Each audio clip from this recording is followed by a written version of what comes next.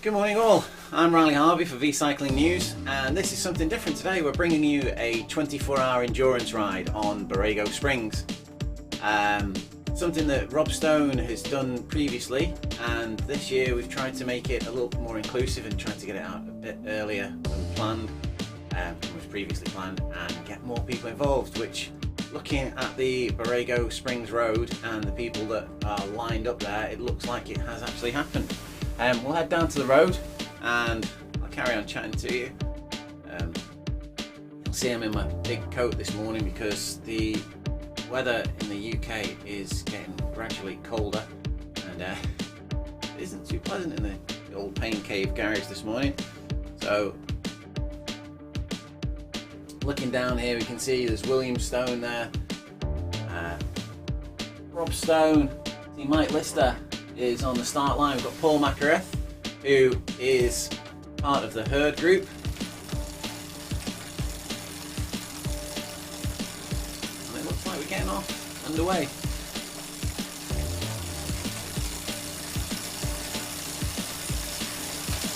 So this is something you probably won't be used to hearing from me. I'm actually riding, which very often I don't do on these events. I just come along and commentate, but today I'm getting my butt in gear and giving these guys some actual real support.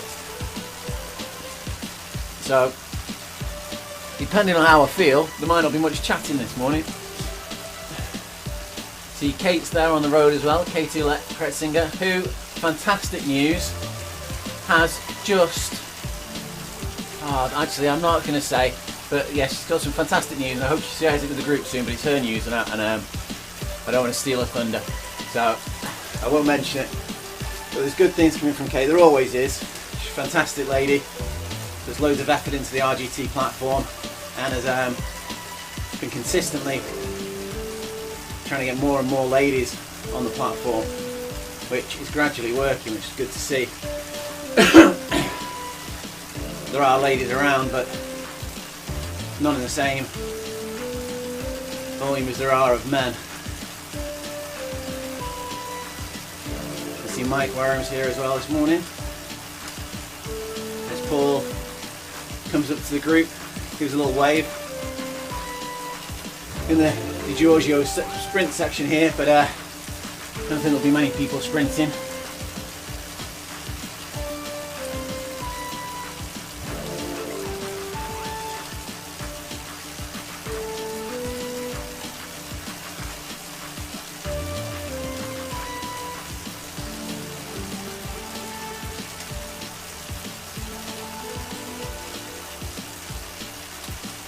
So we're on Borrego Springs.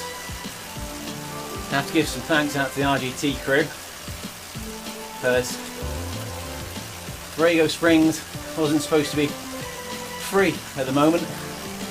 It wasn't supposed to be open to all users. It's not on the rotation for the free section at the moment. But John, by the way, and well, all of the guys at RGT have switched around the rotation to make sure that Borrego was free, so as many users as possible could take part in this event today. And it's not just taking part today, this is mainly the European contingent. Kate's from America, mostly the European contingent. The idea was that it'd take part at 9 AM for everyone that wanted to take part, so there should have been people starting the ride, much like Christmas Day does. It starts at 9 AM your time and runs for 24 hours. But again, for inclusivity, it's a general endurance ride, and the idea was that, you know, not just ride 24 hours, don't focus on that. If that's not your bag, just ride a little bit longer than you normally would. If you rode for an hour normally, aim to ride for 2. If you usually ride for 2 hours, why not try and double it, get to 4, and just push your personal boundaries. And if there's anyone out there that has done that, you get over to the V Cycling News Facebook page, we'd love to hear from you. Love to hear about your own personal goals, what you've achieved during this event. And we're doing a little bit of a fun thing as well. The Stones shared their shopping habits with us the other day, so if you head over to V Cycling News, there's a little post there about what they've bought themselves to eat during this event, and it's quite immense. I don't think they're intending to eat everything, because that would be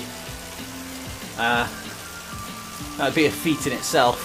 But I think a lot of the food that they've got, when I've been chatting to them, one of the things that they suffer with is food boredom, which happens to all of us, and you hear the guys on the tour talking about it. They suffer the fact that they've just got to get so many calories in.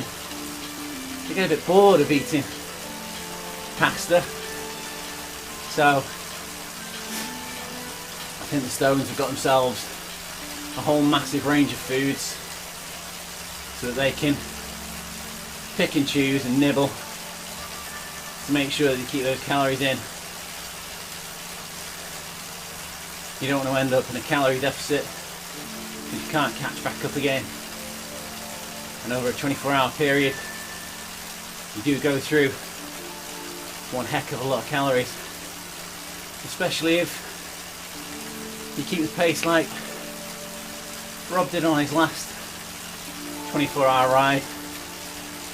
He was absolutely flying and just kept going all the time, a ridiculous level.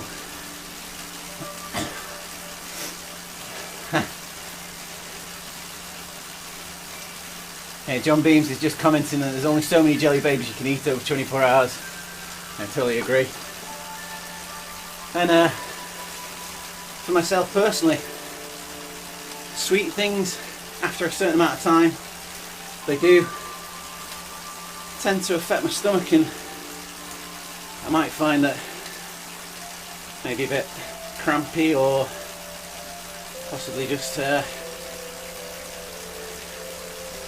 feeling like I need to, you know, well, you don't want to know, but you know what I mean. So, see Mike Lister there, my colleague and co-commentator from VCN. He's joined in for a few hours this morning, get his mileage in. He's been lucky enough this year to be picked up by one of the Echelon racing teams. So you can see him on the weekends now racing in the Echelon League.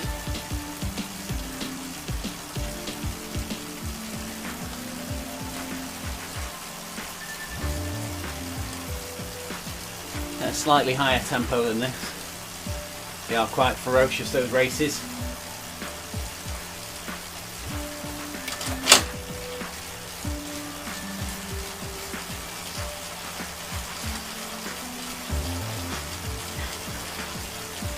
So just looking down the team list there, you see I'm near the bottom of the group on the left hand side, and below me there's Levette, and then below Levette there's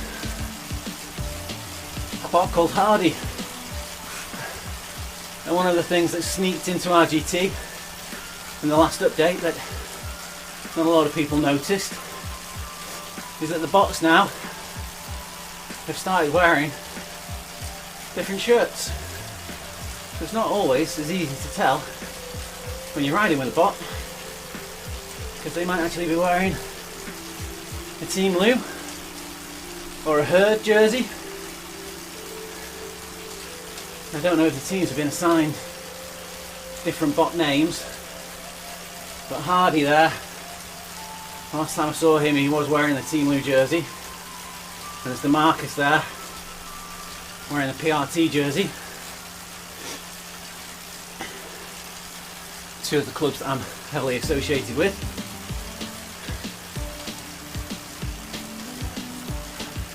and I'm told that, well, it was Lucian Gramescu dropped a heavy hint on one of the Facebook groups the other day, and it came up about the bots, and it was mentioned that we should be referring to the bots in the game currently more as pacer bots, and there's a strong hint that we've got some new AI coming along, and that the newer bots in the game will be much more interactive. So it'll be interesting to see what happens with those bots. We've been talking in the chat forums about how they could be made more interactive, given different power curves, and different things could trigger that, whether you made an attack and they could see that, and you know, they'd hit their power curve and come straight up to their anaerobic max.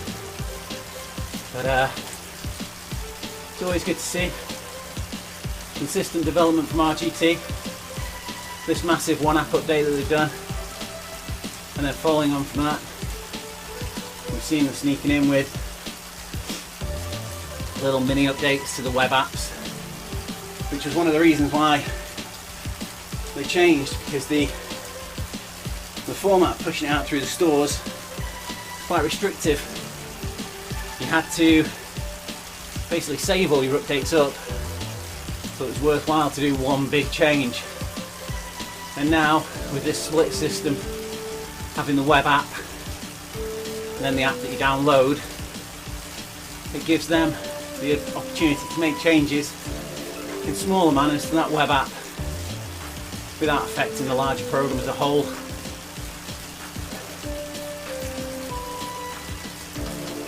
So we're 5.36k into this ride now, and Mike did a mini interview chat with Will and Rob yesterday, which has been shared out and about.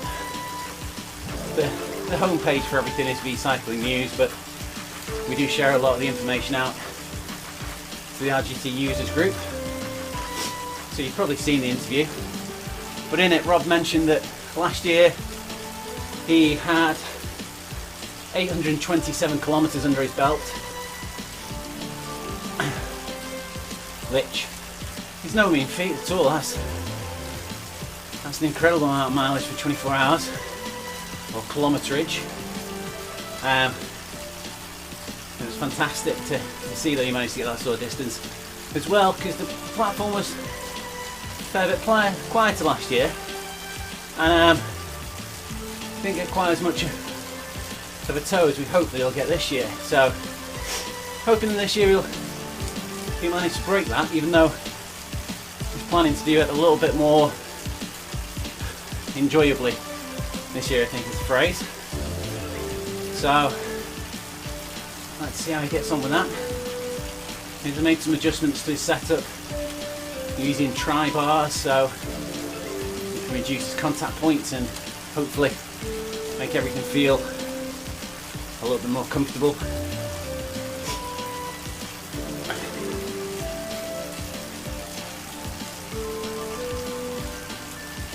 Just rock on here. Got Elise there joining, South African rider. They join in frequently on the Team Lou rides on Saturdays and Sundays. For those who aren't common viewers or aren't big participants of the RGT platform, one of the biggest group rides that occurs is the Team Lou group ride, and that takes place on Saturdays and Sundays at 3 UK time, and it's a very free group ride. In that, I mean, it forms much more naturally than you often find on virtual platforms. There isn't an enforced watt per kilogram There's no max speed. The idea is that you get out on the road, you find a group that you're comfortable riding with, and you ride with that group. If that group's too slow, you can bridge up to the next group on the road.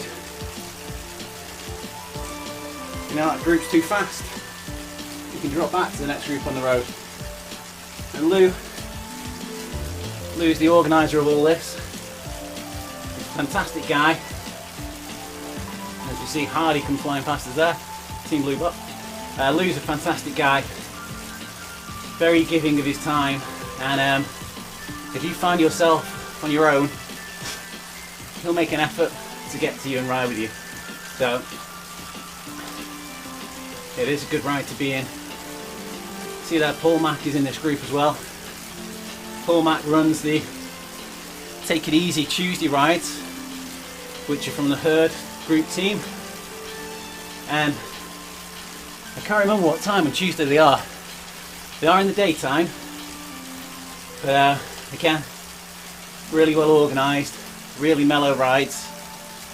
Idea is just a chill ride, not to go burning all your matches, killing each other. Just spend some time as a group, spend some miles on the road. I've just been informed that the rides are at 12:30. Mike's obviously listening to commentary, helping out there. But yeah, so. And there is also Ollie Payne. He runs a group ride on Fridays for the Herd group. I'm pretty sure that one's at 6 o'clock. Most of these rides are available in the app, so you don't have to rely on my timings. You can go through the web app, which is user.rgccycling.com, and join up there. Or these rides, these ones I'm talking about at the moment, very popular ones. So they're available as icons straight through the app.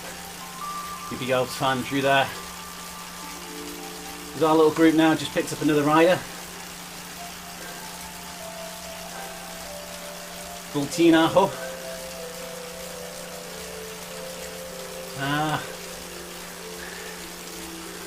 Finnish rider.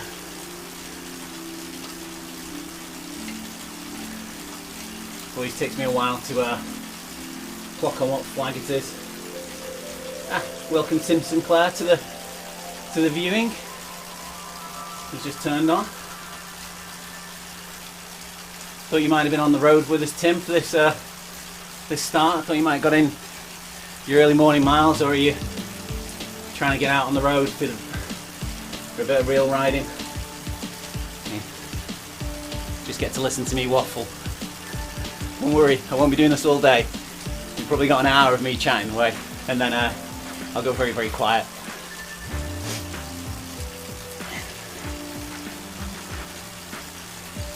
So Borrego Springs that we're riding around now, it is a pretty flat circuit.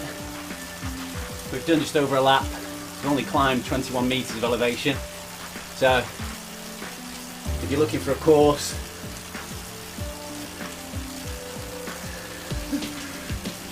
sorry, John Bean's just suggesting that we do negative splits, 100 negative splits on the Giorgio sprint section.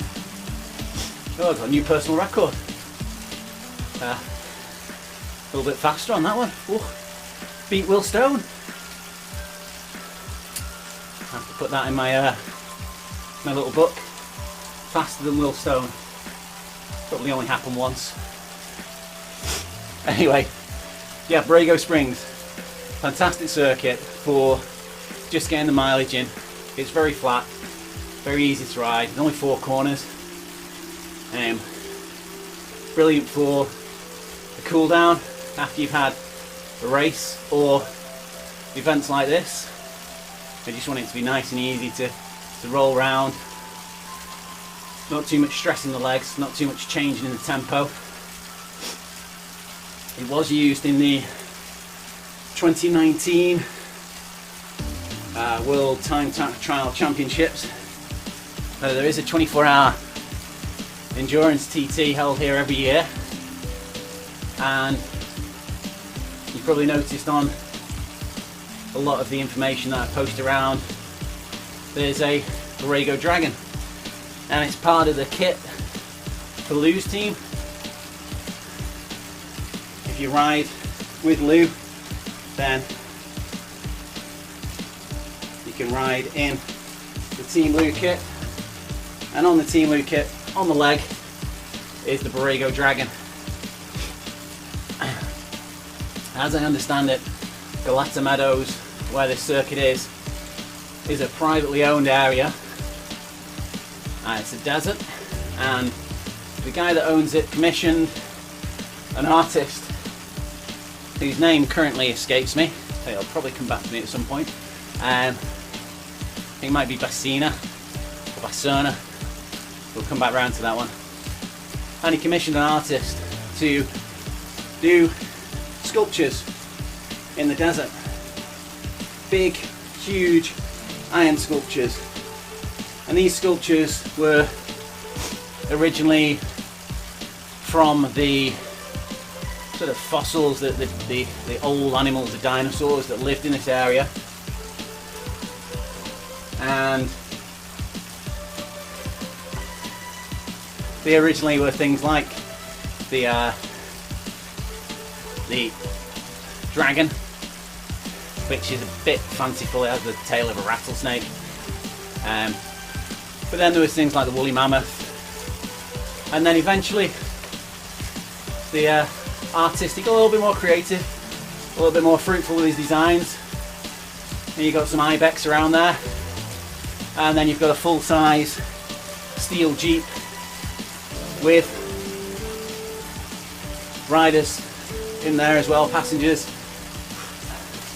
You got some birds flying around the place, but they're huge sculptures. They're fantastic to look at on pictures. I hope that one day I'll be able to head over there and take a look in real life.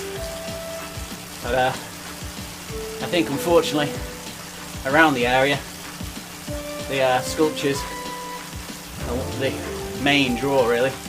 But you can go out to this park, you can do limited camping as long as you're well, the phrase would be, I think, not taking the mickey. You can do limited camping for a few nights and they'll allow that. You can go out hiking as well. Team Lou. Lou's captain, Lou Ricks, the illustrious Lou Ricks, who the team's named after, but it wasn't Lou's idea. Whenever it came around to choosing a name for the team, Lou was like, yeah, what about this name? No, what about this name? No. And everyone in the team went, no, we want Team Lou. You're the driving force behind all this. We've all followed you, we've all spent time with you on the roads. You brought us together as a group via your group rides that you lead all the time. So we're calling it Team Lou.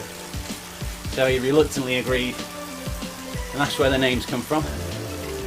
And Lou went out recently, spends that much time on Borrego Springs, he thought, what the heck, I'm going to go and I'm going to see it for real life.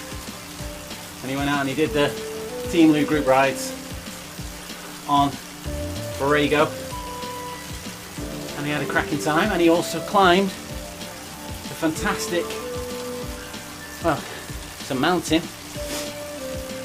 Montezuma, which is in the area. It's the biggest outcropping in the area, and it looks like something out of a film or a cartoon, because it's that high and you're looking over such a flat plane, it just looks like it's not real. So that's available as a magic road.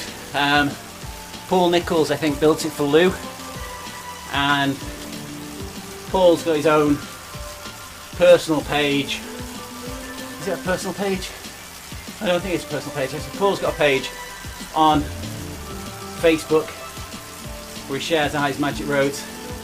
I presume he shares them to magicroads.org, which is the community resource you've got a lot of the users of RGT create their own magic roads, but the majority of them share them to the community resource magicroads.org, which is maintained by Hot Chili, who are another big club on RGT. They've had a big summer break. They've gone off wrecking roads for their real life roads. So they organise a lot of real life rides. They're involved with the Tour de France, taking people over to the Tour de France before the event and getting them to ride the roads. I know they're involved with that one. I'm sure they're involved with other events as well. And they started doing their Monday night rides again, which again I think are at 6 o'clock. The Hot Chili rides. And just recently they've been bringing Brian Smith, the coach from Eurosport, along, and he's been taking part in those rides as well. So, good chance to get in touch with and pester somebody that you see on TV.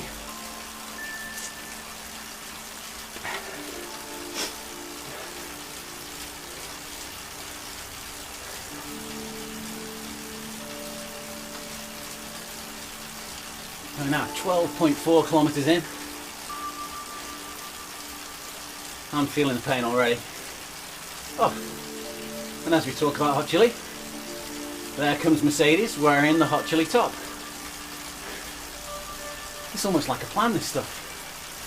Of course I don't. That's Dave Hayes there, just dropping back into the group. Elise just got auto brake behind him, unfortunately. Elise putting in a bit of an effort there at 3.4 watts per kilogram. We jump back up to Kate in our group. There she is, coming back in. Say she, I think it's a lady, but can't always tell. Not everyone uses a female avatar on RGT. And through blurry eyes at low resolution, I can't always tell. No, it is a lady avatar. I should be able to see better than this. Perhaps that trip to the opticians is due. But fly forward. We'll check out how the group in front's going. So you've got Will Stone there, Mike Wareham. Will managed to ride 14 hours on his last attempt, and he's keen to ride much further this time. He wants to make it all the way through till the 24 hours, but I think last time around he was perhaps enjoying himself a little bit too much and was playing about, taking part in some sprints and just messing around, and in the later part of the ride he suffered for that. So hopefully he's got a much more organised game plan today, and he's hoping to stick with the plan of just steady tempo, constant eating, jump off, have a break, change bibs, make sure you don't get any saddle sores, because these guys, their level of skill, their level of endurance, it's quite often it's not the riding that does them in. It's the things around the outside of that, like saddle sores, like forgetting to fuel properly, getting dehydrated, that can catch you out.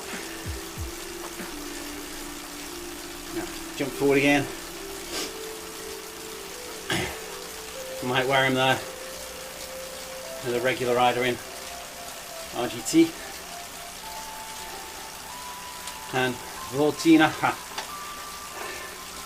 Finnish. The Finnish accent's not great. Well, it doesn't exist. Voltinaho. We'll go with that one.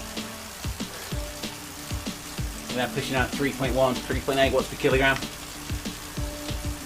It is an open ride. You didn't have to register for this ride to take part. So, Voltinaho may not be riding as part of the 24-hour, or he might just be doing his own 2-hour session, a bit of a higher tempo.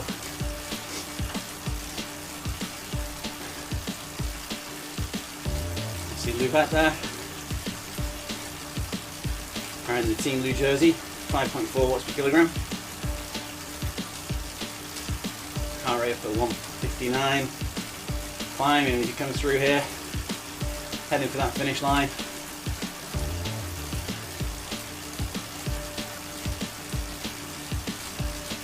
I think that was a 13-minute 37 lap that he's just done there.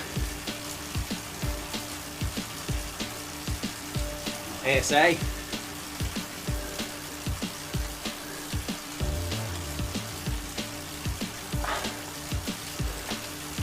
His flag should know. Also riding the Team Lou jersey. I think we did mention at some point if you're taking part, it would help if you put the Team Lou jersey on to identify you. So they're riding at a steady 1.2 watts per kilogram. Cadence nice and high up there, around the 90 mark. Well, it is fluctuating a little bit.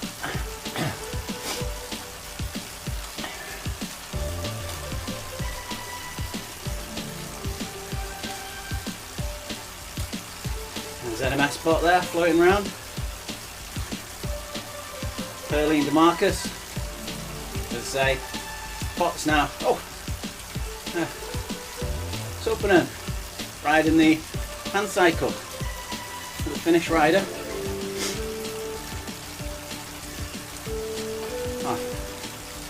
I'm sure you're aware in RGT world that there's been a great initiative by RGT.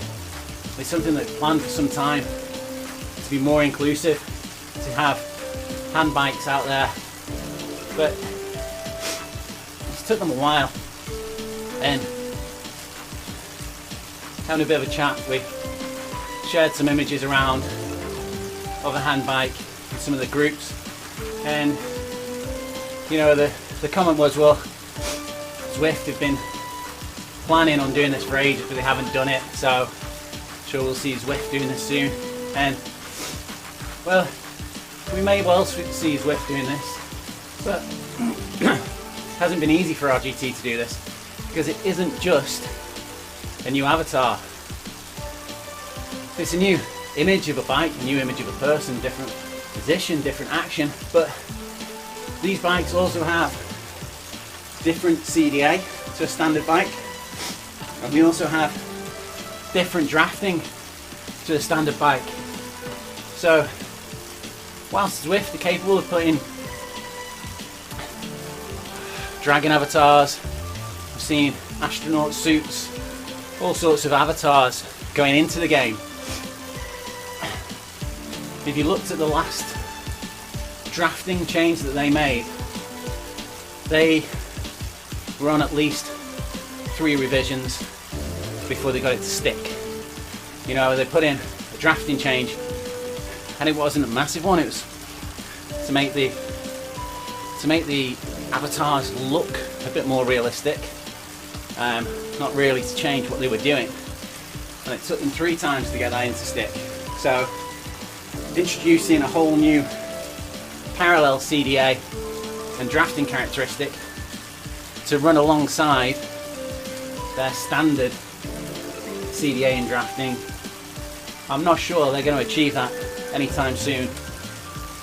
I mean, that's not to say I don't want them to, because inclusivity in riding is a massive thing. Inclusivity in everything is huge. So it'd be great to see Zwift actually achieving this, but I think in reality they've been promising it for 4 years. They've still not done it. One of the major competitors have done it. They've still not done it. So I'm not envisaging seeing it anytime soon in the Zwift game. But it is here in RGT. So if you know anybody that rides a hand cycle, wants to be represented in game, wants to take part in virtual races, you will see lots of them appearing soon. They're already in the Echelon Racing League. So get the word out there, get your friends involved, get them over to RGT.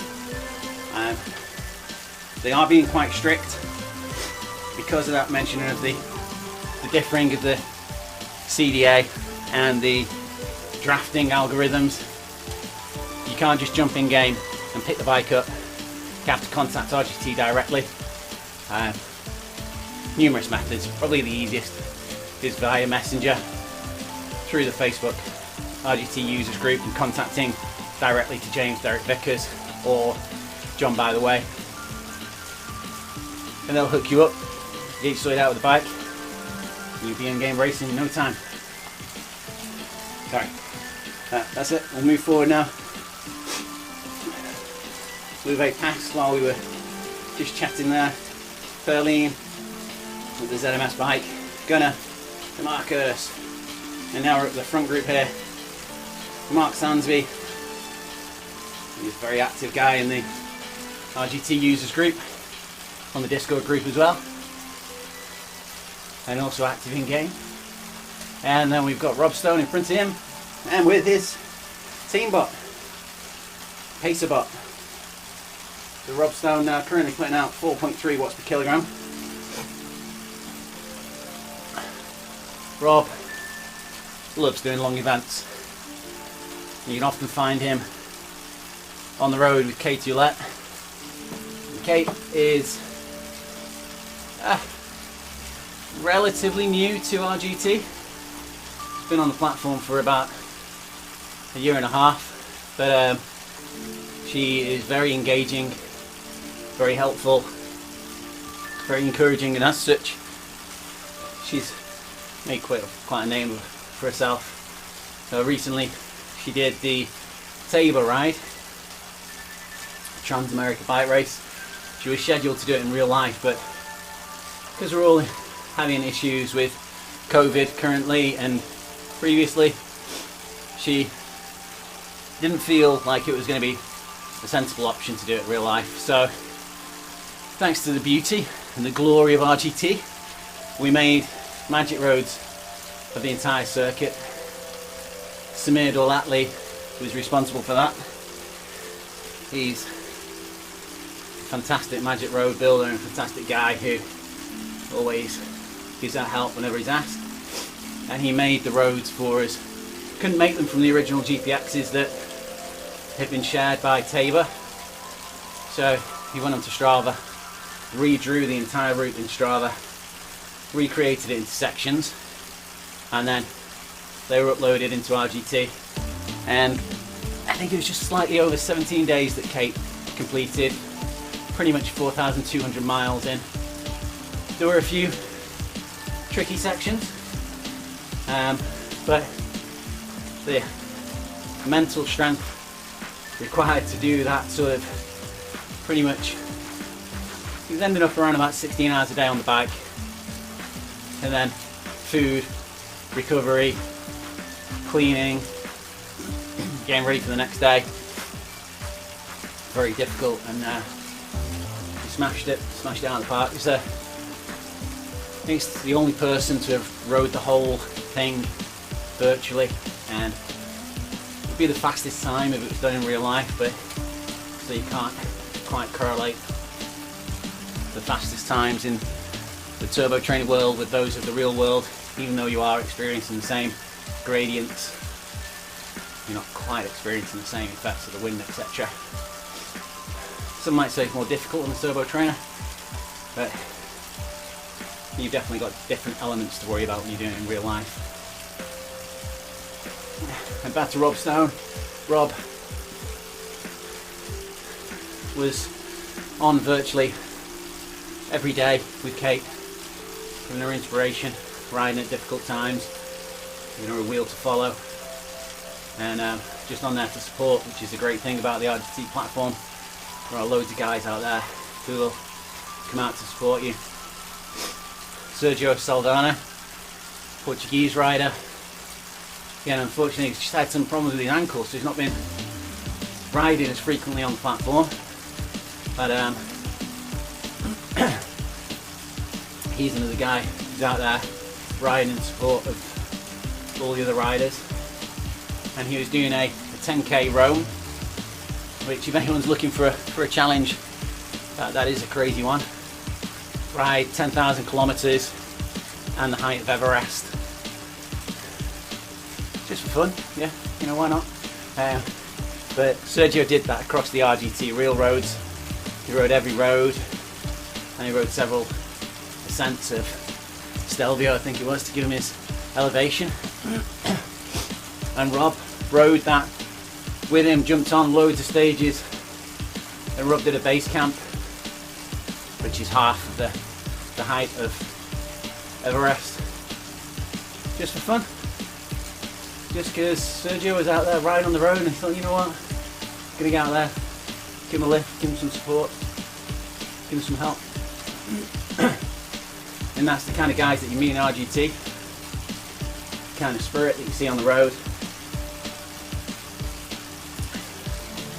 So Rob now, fantastic power, this guy, pushing out 205 watts, heart rate of 118. He's just cruising.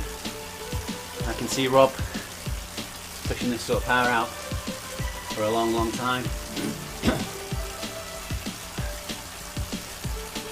And with Hardy there, with his pacer bot, and that'll be his goal, is to just stick with Hardy and to stay at that pace for as long as possible.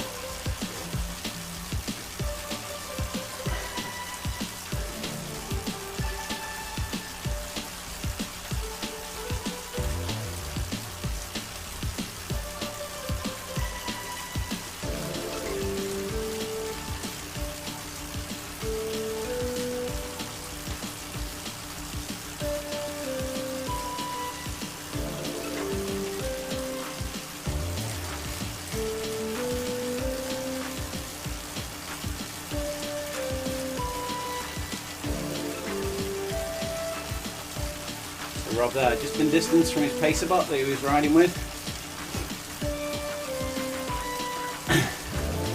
There's a slight little bit of elevation around that corner. So if you lose your concentration for a second, it is easy to get separated from who you're following. A little bit of effort there. And back up. Mark just helping as well there. Get back to the Hardy group.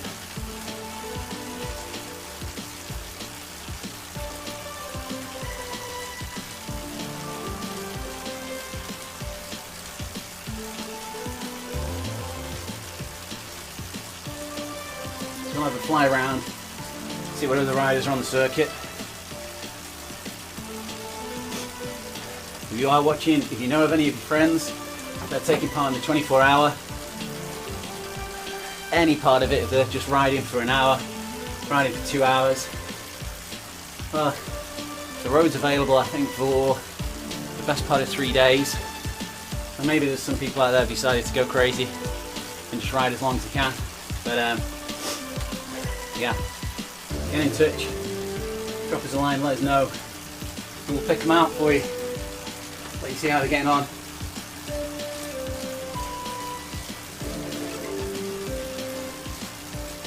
Cal here. Wow.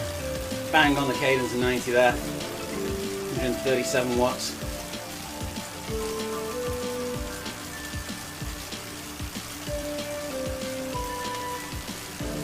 We need is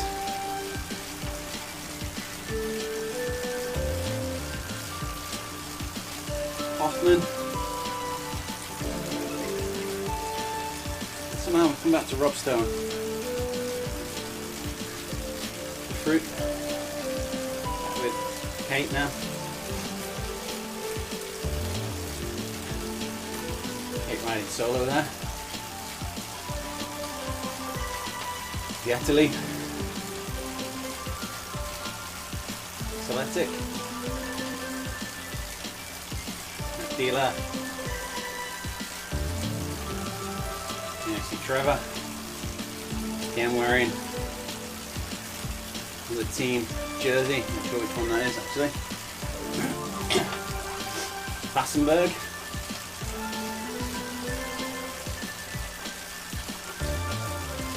Chong there. Tucked in, and some pacer box. enjoying the draft. Save himself 90 watts there. So you just burn past those two bots on the road going slower.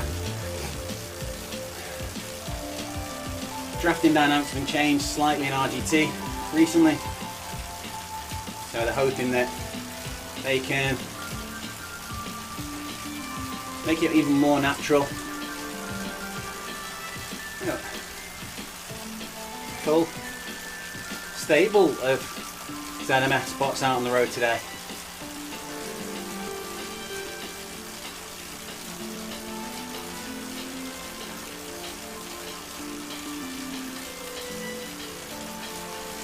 Rector.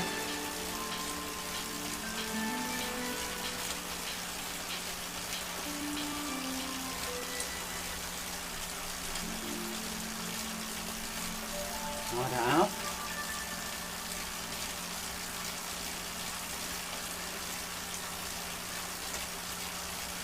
Pushing heavy watts there, 300 watts.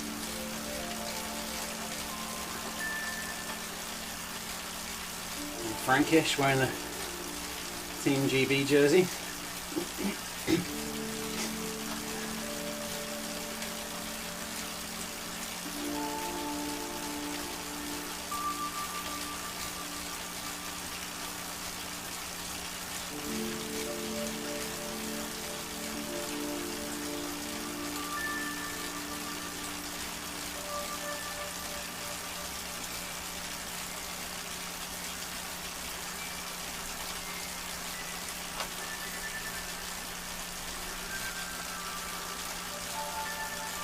Dave, my Lister.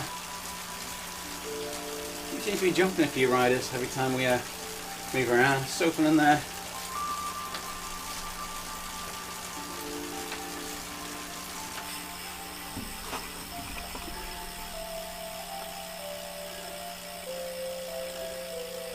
I'll just take a bit of a closer look in at this hand cycle.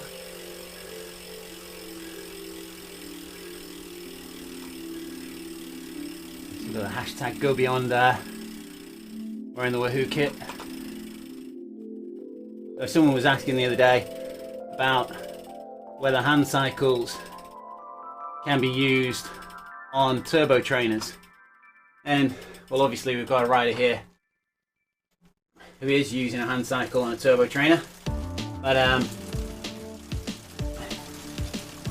believe the front wheel on them is pretty much standard size. So I think it'll fit with many wheel-on turbo trainers. You've also got a fairly standard derailleur setup there.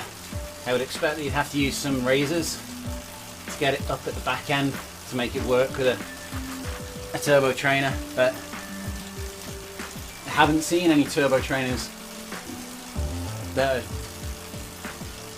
touted as being specifically for hand cycles or being hand cycle compatible. So, and I know that people with hand cycles do ride on turbo trainers, so there must be workarounds for this. If any of you guys out there can confirm that, come around here.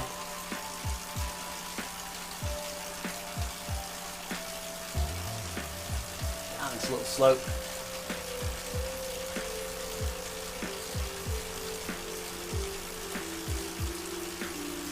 And heading across up to the finish line. See the scenery out in the background there. I think there's a hackney carriage usually on that garage that we've just passed, parked up.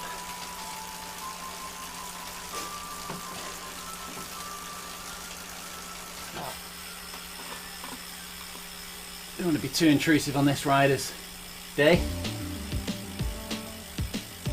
We'll move on and see how some of the other guys are getting on.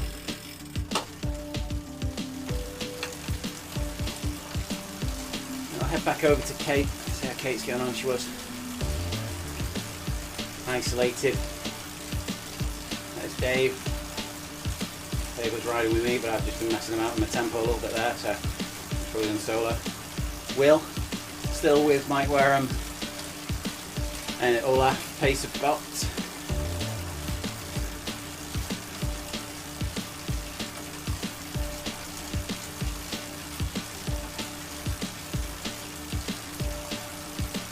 Fruit, pushing out 1.5 watts per kilogram. Hoffman, taking it nice and steady.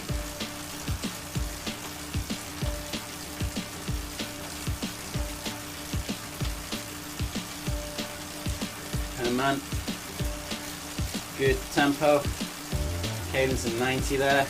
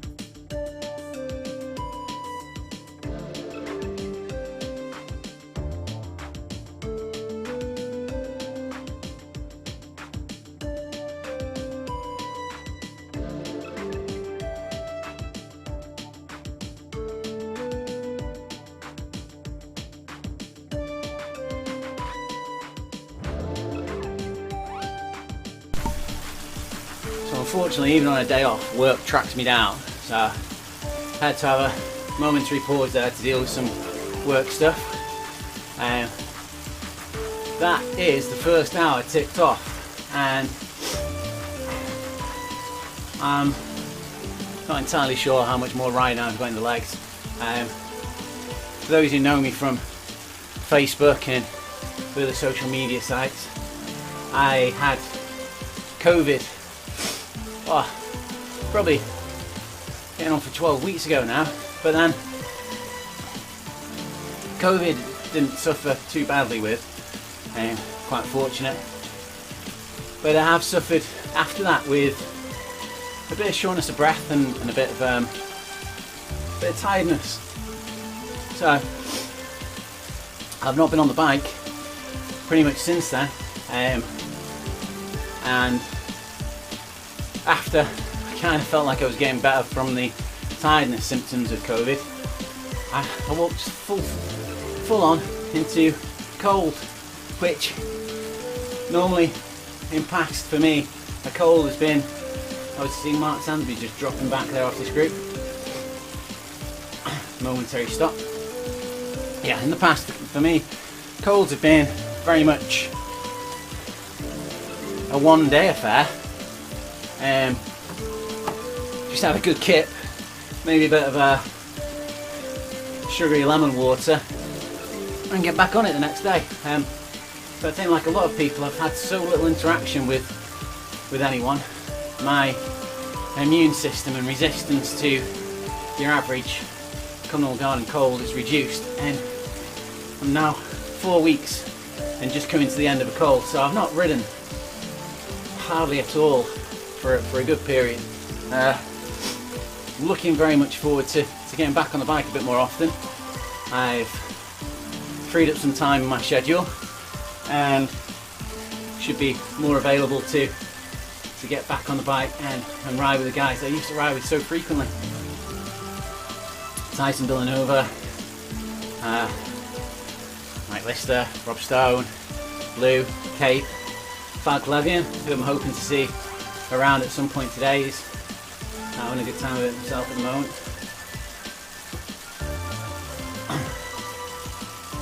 Yeah, it's a bit of a challenge for the legs today, even just going for an hour, which is a surprise. As we come back with Hardy and we pick up with Dave all through there, just past Rob, keeping on the same tempo, keeping up at his 2.1 watts per kilogram.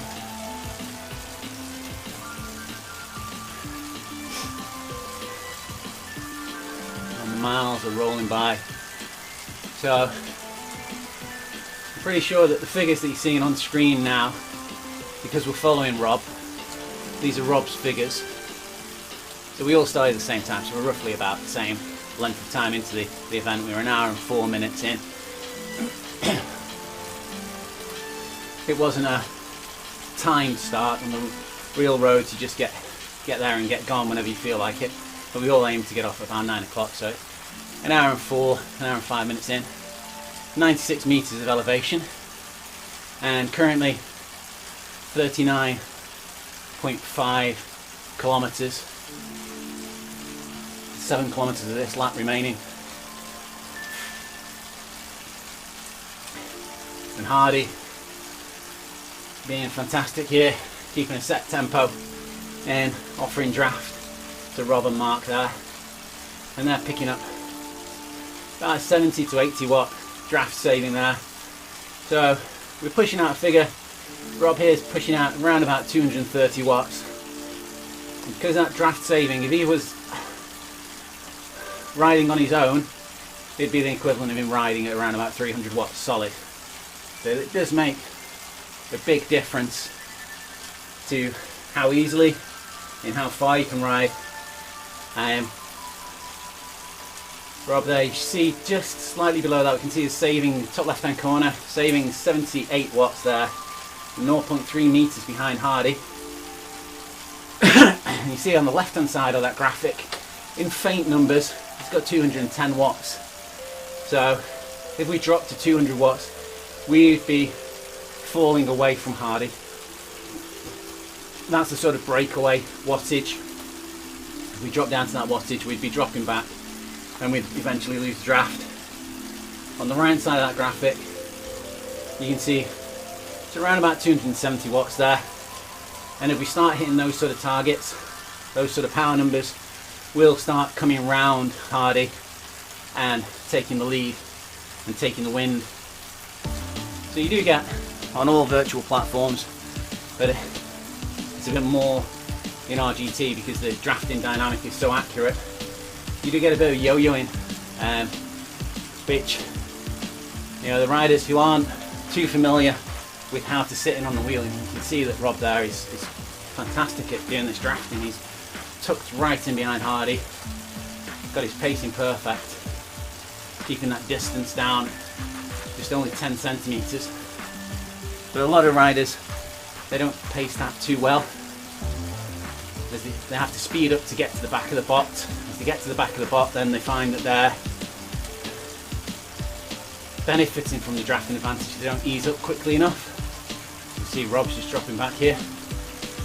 They don't ease up quickly enough, and they gain that 80 watts as they get closer, and then they fly past the bot, anchor up, let the bot come past them, try and slot back in behind the bot again, and then all of a sudden they get that 80 watt draft saving again and go flying through again. So some people call it washing machine effect. You know, it's sometimes prefer to sort of yo-yoing because you're going up and down.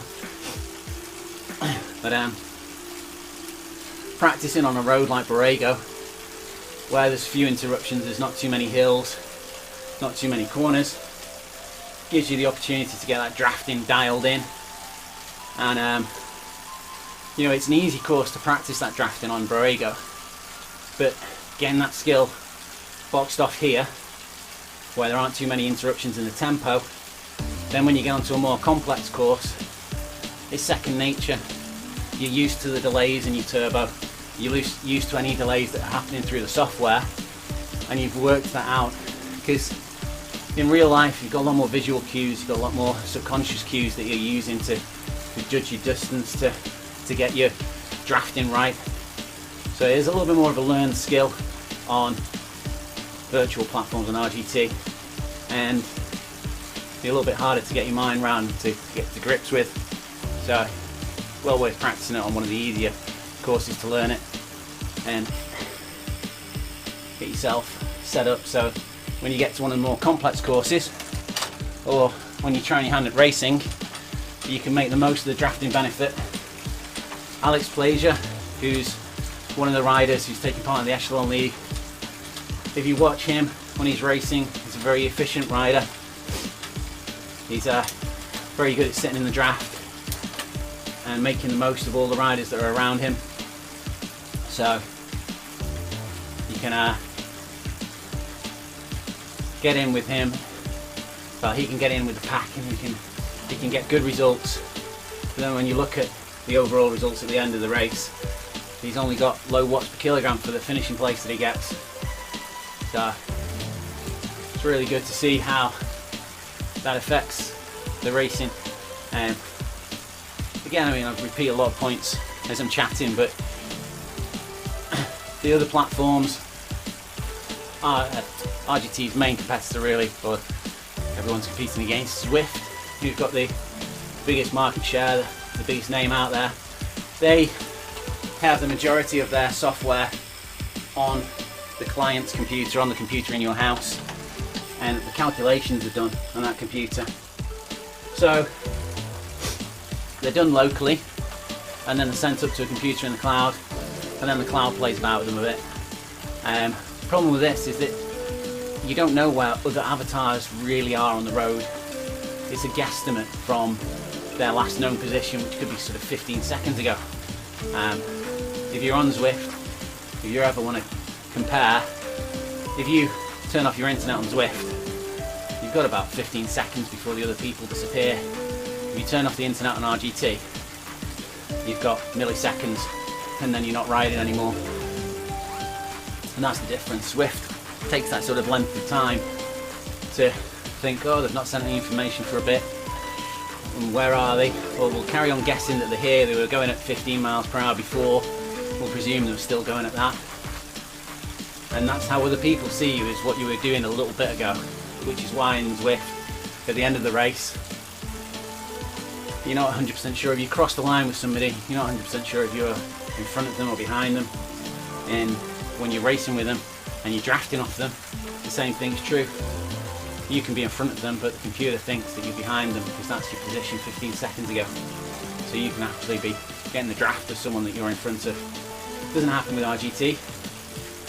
RGT, the scenery and things are created locally to you, but all of the information, like with a lot of these first-person shooters now that you get that your kids are playing, that I'm presuming, like myself, a lot of the viewers are older. The graphics and things are generated locally to you. The position information is generated on a remote server computer. So they're sending little bits, little data packets of location forward and backwards all the time, and that adjusts where your avatar is on the screen. But the actual, the heavy lifting of creating the graphics is done locally, and just those small information of the left one, forward one is sent up and down the internet. Gives you your drafting. So, Rob, chewing up these kilometres. We're in a desert, but would you believe how many trees there are, hey? And it's nice to have a bit of foliage, but it doesn't do great for my camera work. There we go. Might work a little bit better.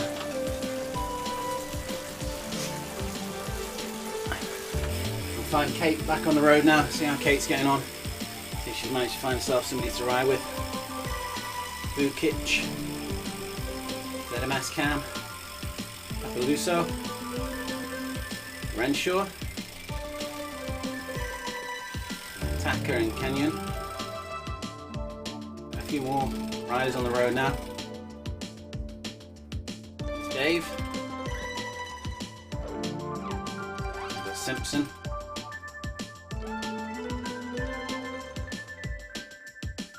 I've been chatting with Jeff Rooney, trying to encourage him to take part today. Jeff made an attempt at the 12-hour world record for riding in a virtual platform on RGT earlier on this year. Unfortunately, due to COVID, I don't think he's actually got full confirmation that he's got the record. It looks very much like he has. But all of the things at Guinness World Record headquarters have been slowed down. People are still trying to break records, but they haven't got the staff to go out and check on those records, so it's a little bit slow at the moment. So he's still waiting on getting that confirmation back, I think. Hopefully he's going to be in next year's record books. RGT will be in the Guinness World Records as the platform that he did it on. They were involved very heavily with organising things and making sure everything ran smoothly for him.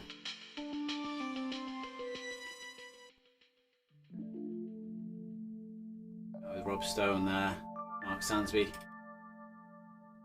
Hardy, ZMS Bots, Will there, with a big pack riding with there. We've got Tim Sinclair. There's Tim. I did wonder where he was and whether he was going to get on the platform this morning.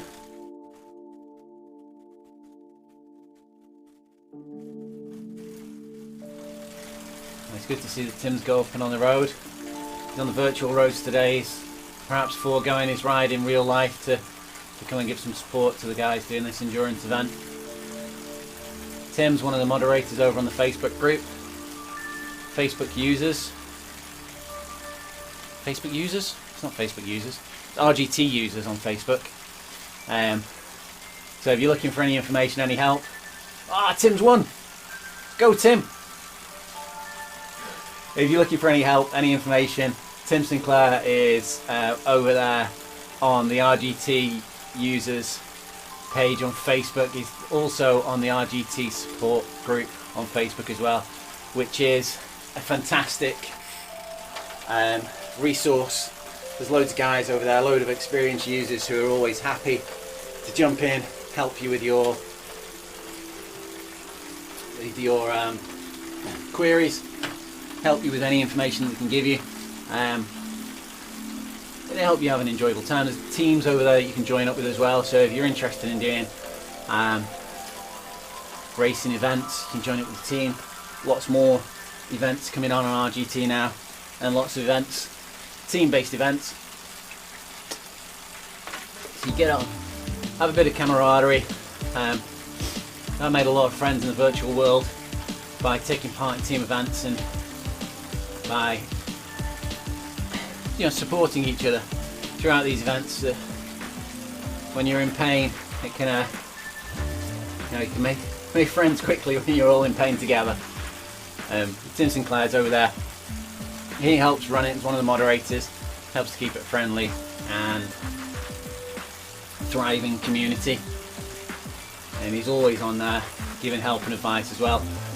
One thing I will say, if you go over to the RGT users group or the RGT Magic Roads group or the RGT support group, then take a look at the announcements before you start asking questions in the group.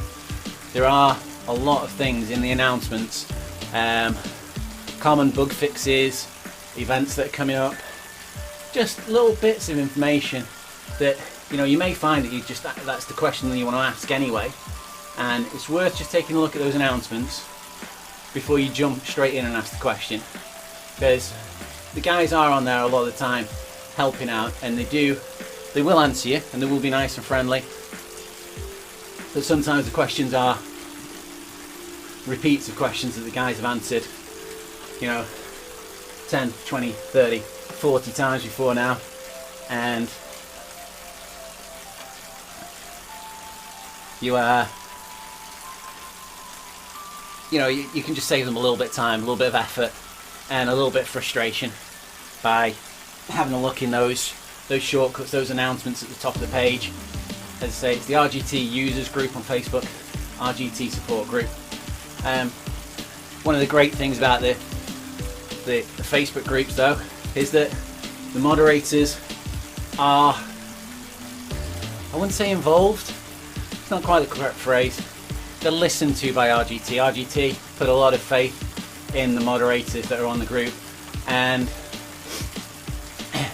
it can help to identify trends very quickly for RGT. RGT is a quick moving company, and sometimes to make changes they don't quite work, and sometimes bugs creep in, and reporting these through the support tickets is great, but also occasionally if you're talking to somebody on Facebook and there's a number of people that jump up with the same issue, that can get fed back through the moderators as a bit of a filter to the RGT team, and I know in the past a number of bugs have been cured that way. A lot of feedback's been generated that way, a lot of information, and things as well, like we're half an hour away from an event, it's not started. RGT are involved in the Facebook groups as well, so they get involved in that.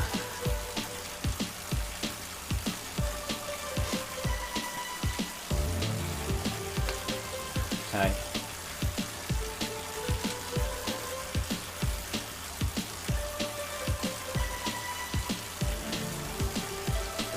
Great to see new members join up. There's also other communication methods. Not everybody enjoys Facebook, and if it isn't your bag, there is a Discord channel as well. There's around about 1,020, it's just grown slightly, I think there's about 1,050 users in the Discord channel. Discord offers a little bit of something different to Facebook. It's perhaps a little bit of a simpler platform, not quite as clogged with pictures and just random posts, so some people prefer Discord. If you search for RGT on Discord, it should bring up the RGT Discord group and join it. Again, lots of helpful users on there, lots of people will be there to give you information.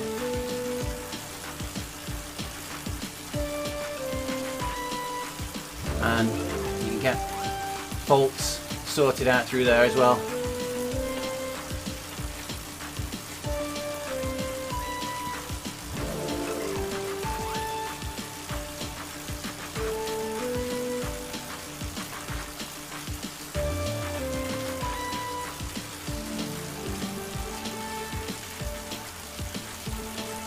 See William there, Will Stone, just dropping back slightly on that group that he was pacing with. Tim Sinclair and Olaf. Mike Wareham still in there. Just on the back of that group. Just trying to get his draft in right, to slot in at the back again.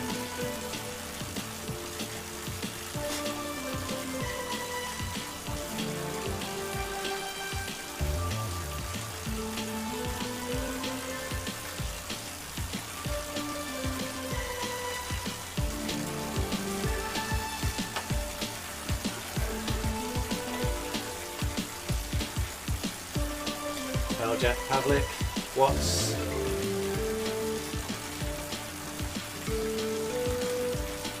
Marcus, few pops there,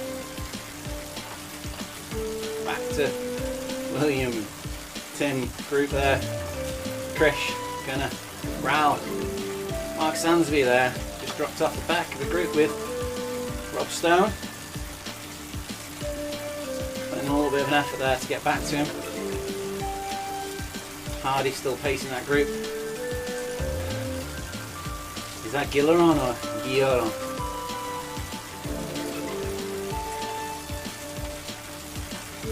Andy, Lechik, Vukic, Taka, and we've got some sleeping avatars on the start line here. I wonder if any of these are going to get. Oh, there's Raceanan. It's our very own Claire Simon, who I'm hoping is going to take part.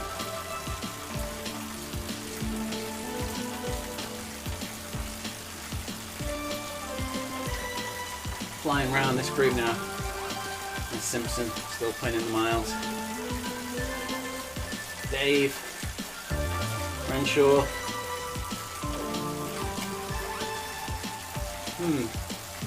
What? Pavlik, Sabaljak. Right. Didn't see. That's Krish riding around.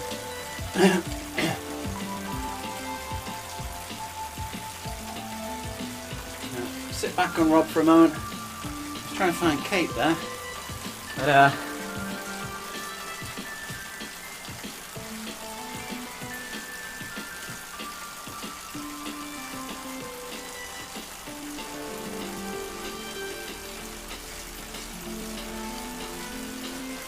so there's a Discord group today set up as well for the endurance ride, just for the endurance ride. And if you look on the VCN, the V Cycling News Facebook page, it's there in the posts, the Discord group. I can't read out the the link to it because unfortunately the link is it's a little bit of a difficult link. The Discord ones, they're a bit wordy and numbery. I wonder if they could take a bit of an idea from the 3-word location thing and give individual links to the servers through like that. That'll make it a bit easier for people to repeat them. But anyway, I digress. There is a Discord channel for the endurance ride, so you can jump in there. Make sure that Rob and the rest of the guys are in there.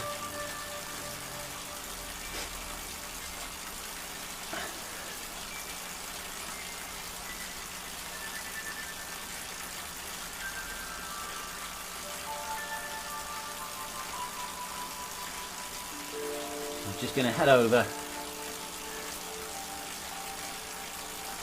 Dave H is in there, and Rob S. Can't see Kate, and I've not seen Kate on the road. Which, wondering if she's had a technical.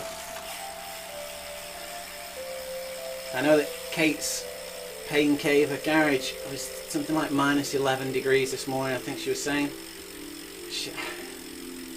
Not going to be the most pleasant of conditions to be riding in. So I think I'm going to hop off the bike now. I'm going to leave this camera following Rob Stone and I'll hop off the bike, give you guys all a break from my voice, and we're going to see if we can find out what's happened with Kate. I'll give you some updates via the live stream on Facebook. And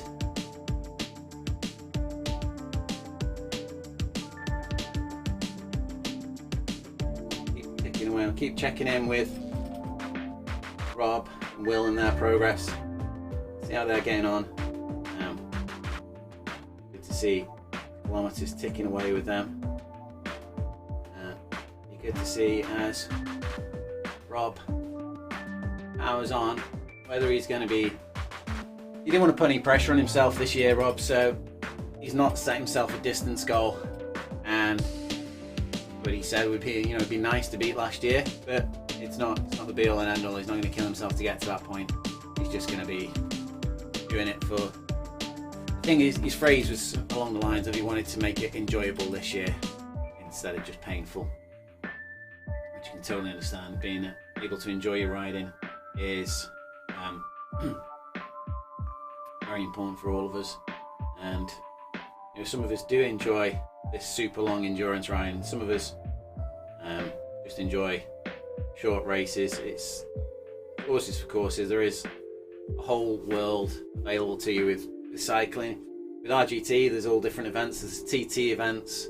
There is the elimination events, which is a feature that's RGT possesses, which very hard to replicate on the other platforms. There's some of the other platforms do it, but it's a lot more manual, shall we say. Whereas with the RGT world, there's click a couple of buttons and bang, you've got an elimination event set up. Chris O'Hearn, one of the regular users on the RGT group, was doing a regular elimination event, the Tuesday night track. He's taking a break from that at the moment, but he is doing some pop-up events. He did one for OTR, and he did one for the ECDK group, E-Cycle Denmark Club. So if you keep an eye on Facebook, you'll see these events popping up. And Chris O'Hearn is fantastic. He's a track guru. He knows a lot about these events and how to set them up, how to make them work. And it's good to listen to him to find out how these events are supposed to be scored. And yeah, great events. So if you see them knocking around, you see Chris O'Hearn on the Facebook group, give him a nudge, say, are you doing another one of these events? Where are you going to be doing it? Can I join in? They were phenomenally well attended whenever he first did them, but unfortunately attendance dropped off slightly as different events were garnering attention, and that's one of the reasons why he held off doing them.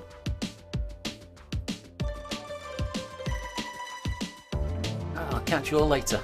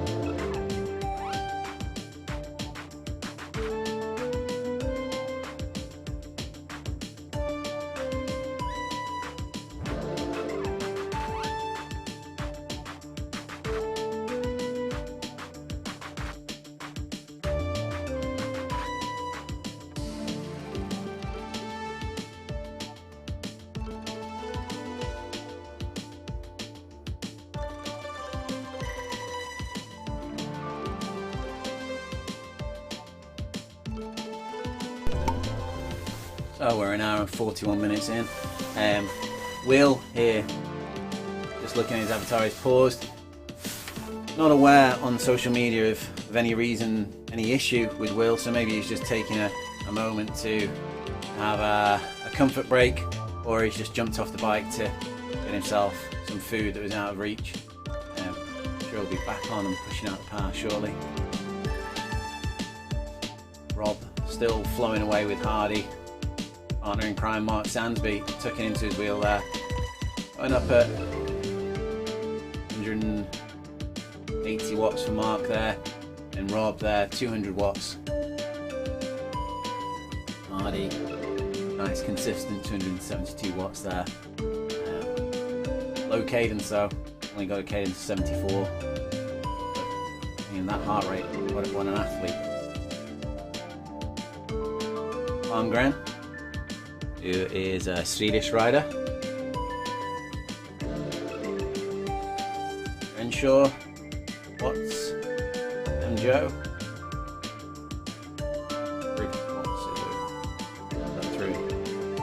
Awira, who is a rider from Monaco, I think.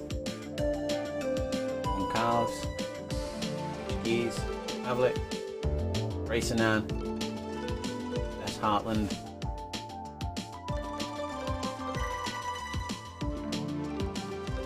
I'm not seeing Kate again. I know she just had a little break, but expecting her to come back again. Camera back on Rob again for a while.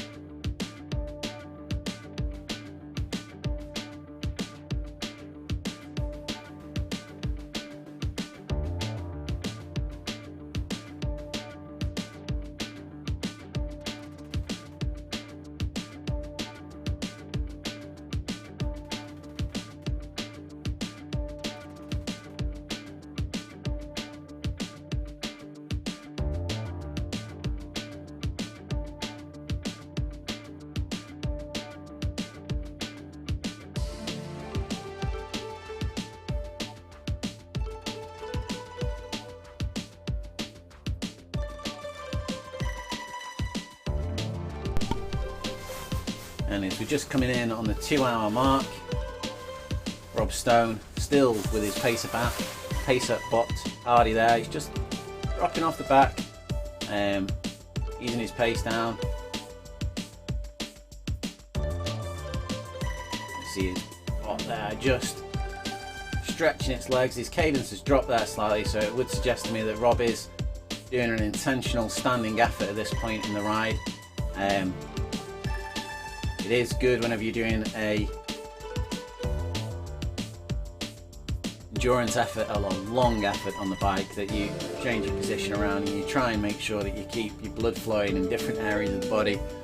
You get contact points that can be, basically you stop the blood flow into certain areas of your body, so it's important that you get up and move. With the turbo, people tend to have, a lot of people invest in rocker plates now to get a little bit more of a natural motion. Turbos are quite fixed, you don't get the same rocking, same motion that you do on normal real life rides. You're not stopping at junctions and putting your foot down, you're not getting out of the saddle to do different climbs, so it can be good to just get yourself into a rhythm of every 20 minutes or so, saying to yourself, right, I'm going to stand up, I'm going to do a few standing efforts for a moment here. And it just keeps all the blood flowing, keeps all the muscles a bit fresher, and breaks up the monotony for you as well. You've got that as a little target, again, something to look forward to. That's a weird statement to make, but yeah, I'm looking forward to doing a standing effort. But it breaks things up, and when you're doing a 24-hour ride, you break it into little small chunks for yourself, and it can be, I'm only doing 20 minutes till I stand, I'm only doing 10 minutes till I have a Haribo, I'm only doing 10 minutes till I take a drink, I'm only doing 10 minutes, and everything becomes easier because it's only 10 minutes. When you're looking at it and you're going, I'm doing 24 hours, then I'm going to do 24 hours. It can be a big target, be a big goal, and sometimes breaking things up into these smaller segments make things a lot more achievable and a lot more possible for you as a rider, and just easier goals. We'll have a fly around. We're seeing that Rob there is cranking out 230 watts, and he's been doing that fairly consistently, and we're up at 76 kilometers now with the 2-hour mark. So if anyone's got any maths, we can do 12 times that, the 800, 960-ish, 950, somewhere around there, if we continue at this pace. I know that Rob's planning on changing his bibs and perhaps taking a couple of quick showers, very quick refresher showers during this effort. It's something that you can't do in real life, really. You still jump off your bike, run, have a quick shower and jump back on it again.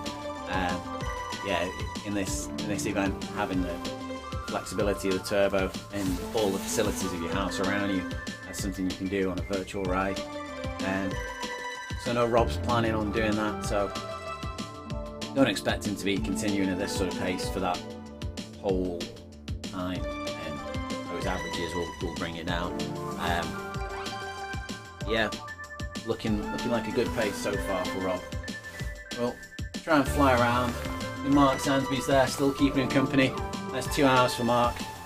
If Mark can get in touch over social media, it'd be great to find out if any of Mark's family or friends are listening. It'd be great to hear how long he's planning on riding and what his targets are for today. We've got a group of bots there, all keeping each other company, training.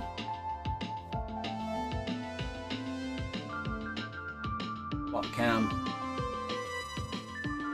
Evil Jack, La Courcelle, still riding away, 2 watts per kilogram. They're up at 26.2 kilometers now.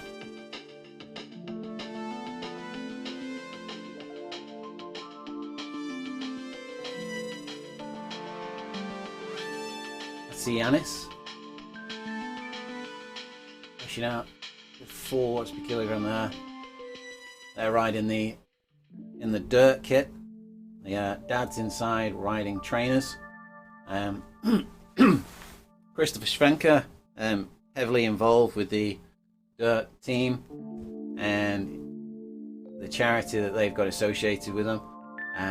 Christopher Schwenker runs the Zom Unique.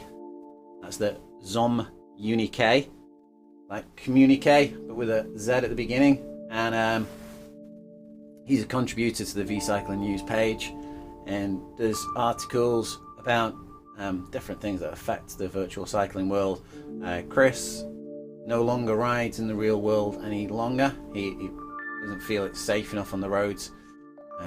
Well, forgive me if I'm talking out of turn there, Chris. I think that's the reasons that you ride almost entirely now in the virtual world, and there's a lot of time and effort into writing some fantastic articles, which we, as I say, we share on the V-Cycling News website, Facebook page, but they're also available in different areas that are shared out through Zwift riders and things as well.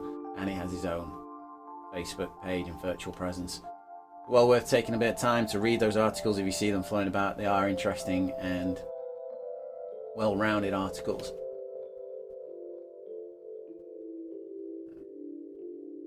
For some reason Takeshi was skipping there. Takeshi starting his ride today, 4.7 kilometers down.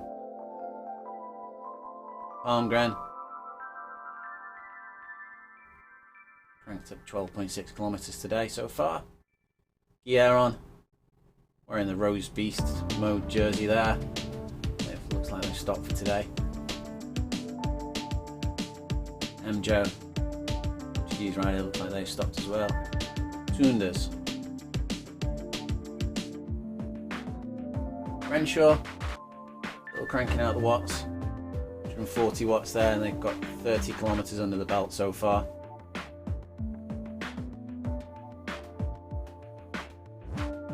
Tulski started the ride today, 7 kilometers.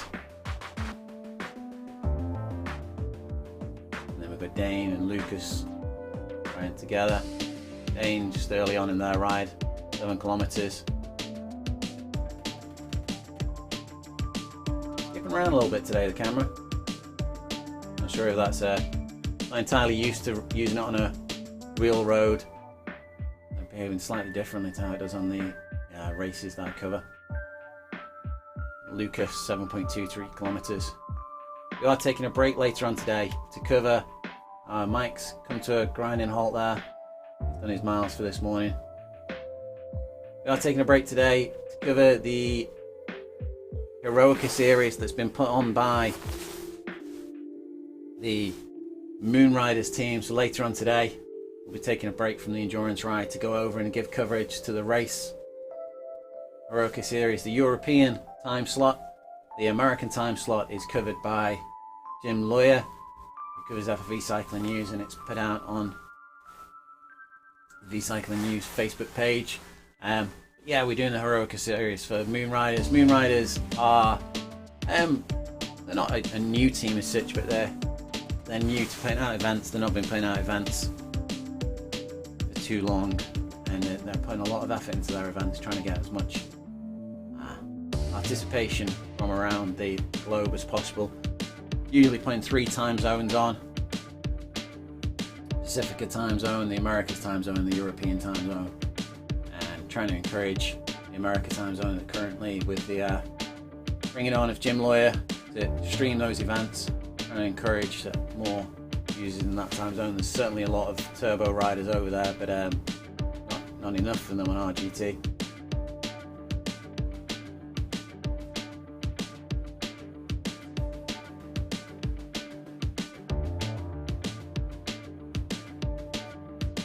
Capo, Lucas, Dane there. Bobby again, Marcus, Garcia,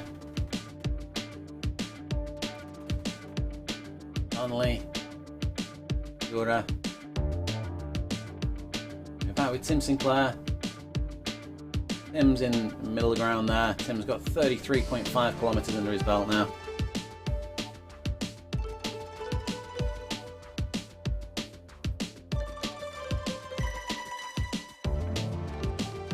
And we've got Racing Ann, who's riding under the pseudonym racing name. She is Claire Simon, very active racer in real life. Holds a couple of real life championships, a couple of real life accolades, let's put it that way. Did a bit of a chat with around the Tabor event, and that's still floating about somewhere on YouTube. Catch that and learn a little bit more.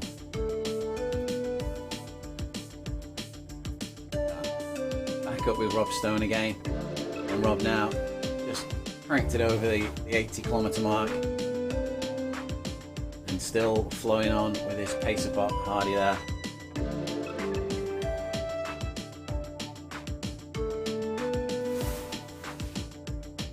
I'm just gonna leave you watching these riders fly around, keep the camera on Rob for a little while, and be back to give you a little bit of an update. Well, as we just come past Will there, Will just riding his own ride there, keeping his own pace, pushing out steady 1.8 watt per kilogram.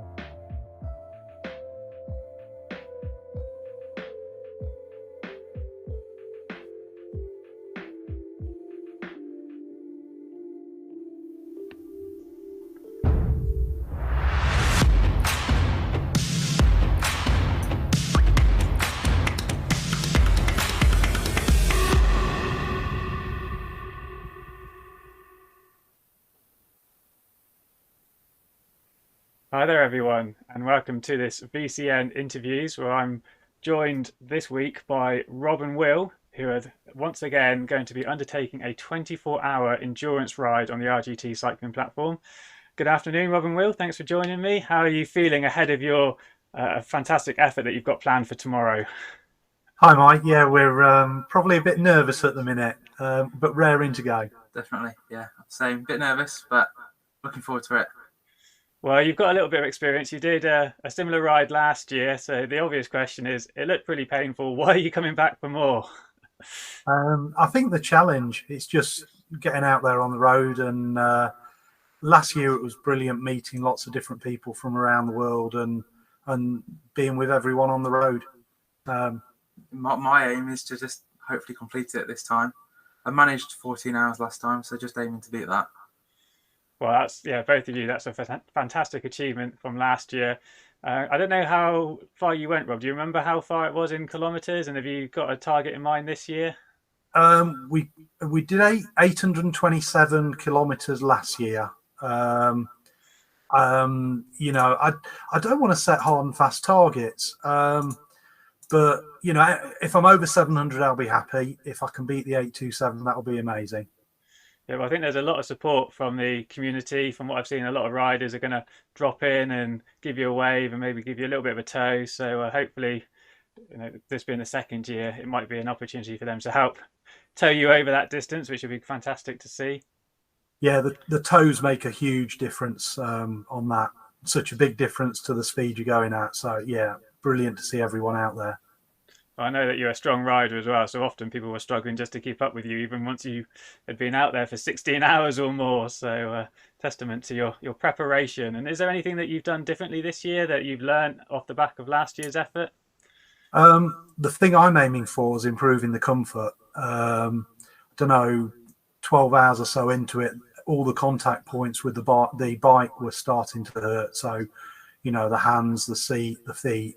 So I'm doing whatever I can. I'm going to ride TT bars this year to try and get some more pressure on the elbows rather than the hands. changing the shorts more regularly, anti-bio cream, that sort of thing, try and reduce any saddle sores. And on the food, a few more carbs rather than protein this year. Don't know about you, Will. I'm just trying to eat more and drink is my aim. Yeah, lots of regular eating and drinking, is it? Is that one of the keys to success? Yeah, just not running out of energy, I guess. Yeah, I suppose Not really I good. hadn't really thought about that element of it. There's a huge amount of calories that you need to consume to keep you fueled for the whole duration.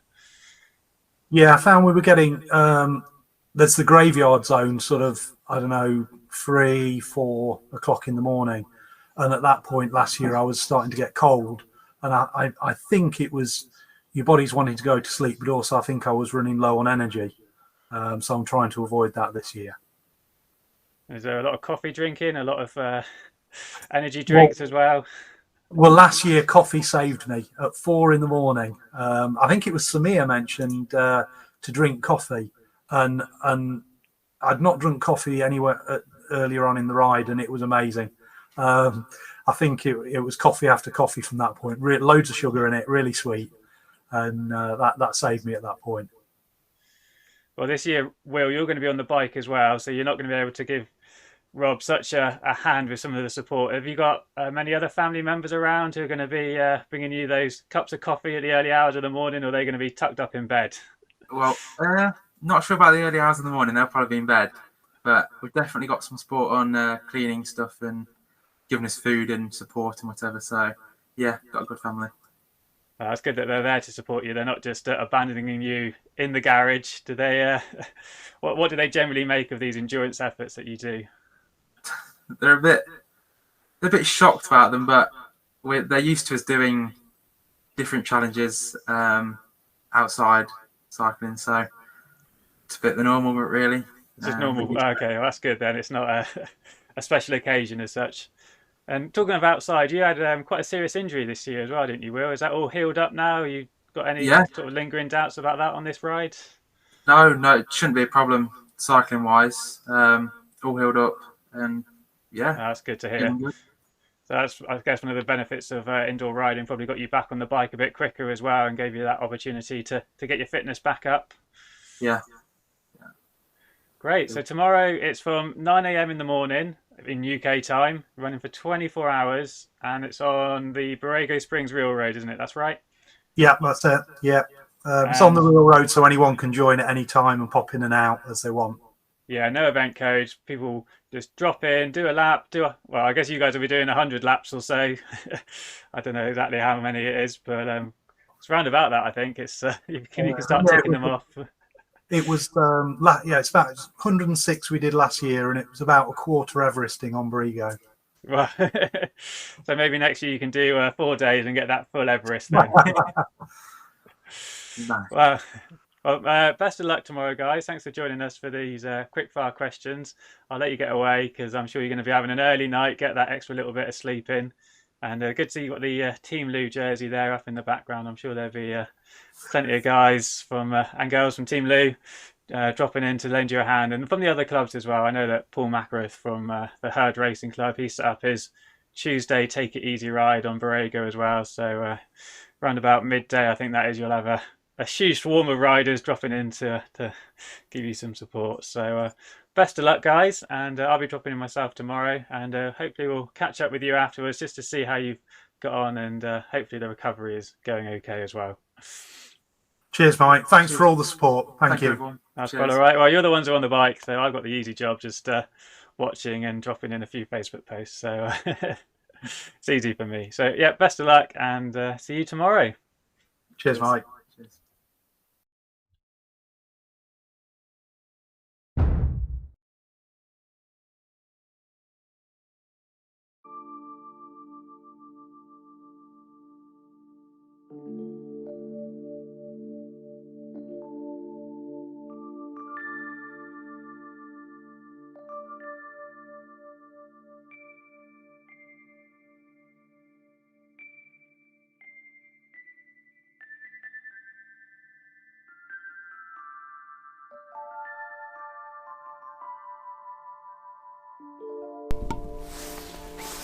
we're closing in on the 3-hour mark now. Rob just dropping slightly off his pace about there. Hardy and Jennifer up in front of him, still keeping him at a good solid tempo. You can see he's having to raise his pace a little bit. He's been hitting around about the 2.1, 2.2 watt per kilogram pretty solidly, and he's just upping it now to around about 2.7, 3 watts per kilogram, just to close down that space, get back into that drafting zone of those 2 bots in front of him. Now 110 kilometers knocked off, just shy of the 3-hour mark. As I've been looking around, I've seen that Will has been taking a couple of breaks. Rob, just again, not quite closing that gap enough to get into that drafting zone, and he's just had to up his tempo a little bit. All the time, you burn these matches earlier on in the ride, that they come back to bite you a little bit later on. So the steadier you can keep it, the longer, the better. Rob not wanting to go too deep, but realising he's going to close that gap now. He's gone up 4 watts per kilogram just to get back into that zone, get into that base support area, get back enjoying the draft. Hardy and Jennifer almost working together here to keep away. Been some little changes, as mentioned earlier on, in the pacer bots, in how they work and how they are reacting. So that currently the bots are all sort of fairly fixed tempo bots. You won't see much change in their pacing as you're going around the Borrego Springs course. They do tend to shut down the power. They're sort of pretty consistent power all the way through. They do tend to shut down the power when they come to a hill. They'll go up at the same pace, but downhill, if it's anything of a significant downhill, then they tend to be dropping their power to around about 1.5 watts per kilogram. So you need to be wary of that. You can still use the bots because of the slingshot effect. If you go in front of them, they'll get their drafting benefit from being behind you. They'll come flying past you, and you can jump into their draft and get a bit of a to and fro effect, a little bit of a seesaw effect from the drafting, and use the bots on the downhill as well. But they do shut down the power on the downhill very much. As I say, we're expecting at some point in the near future to see some more dynamic bots, some bots with a little bit more AI. Skynet is coming in now, and it's going to be controlling everything. So we're expecting the bots to be controlling the races. A little bit more dynamic, a little bit more interesting to race with, to follow, and not just your standard plod along bots. So, as I keep on saying, RGT very dynamic, very quick to react, very quick to change and implement new things, and always looking forward to seeing what happens. You open the app and it's almost looking at a different program some days, so that the amount of features that have been integrated overnight. 2 minutes left. We'll just see in the 3-hour window. Rob turns over that patch, and we'll go back to just having the music playing in the background as we watch these riders taking part in this long 24-hour event. As I say, if anyone's watching, if you've got friends that are taking part in the event, if you can get in touch with us on Facebook, over on the V Cycling News page, we'd love to feature your friends. We'd love to get them up on some camera time and give them some recognition for the efforts that went in. They don't have to be taking part in the full 24 hours. They're just taking part in the ride for however long. Just let us know that they're there. They're out there on the road, and we'll give them a shout.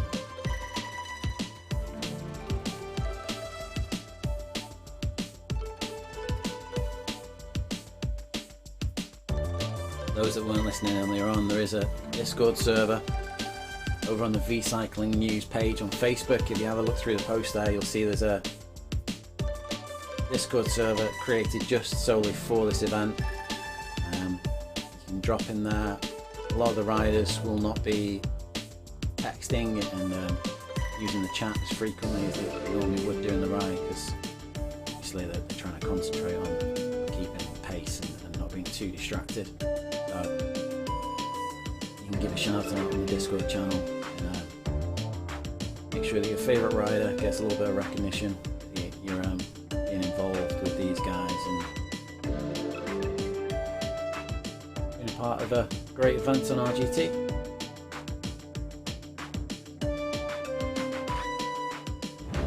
Hours and 113 kilometers.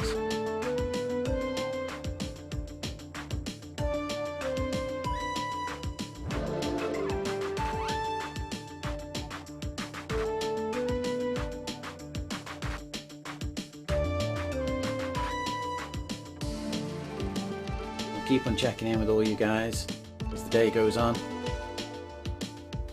and hopefully I'll gain a few more miles later on myself. Just did a first hour and a half this morning with the guys. As mentioned, I've not really been riding as much. I'd like to have done longer. I normally do a 100-mile ride, Imperial Century with Rob around this time of the year.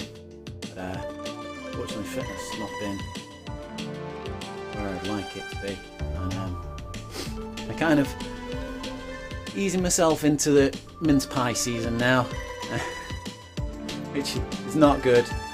I should be putting more effort into keeping fit over the Christmas period, and it's an easy mistake that a lot of people make if you just let it go. But yeah, I am feeling better than I have done for a while, so I'll be doing some more miles and trying to balance the good with the bad. Paul Macareth is just giving a shout out there. How's it going, endurance crew? Seems to be doing pretty well, Paul. Rob's got a good tempo going, he's keeping this tempo, and see Will's still in the road. I've not seen Kate for a little while, so I know she just took a little break earlier on, but I'm not sure if she's come back. I'll try and get in touch with Kate and give you an update on how she is and where she's up to later on today.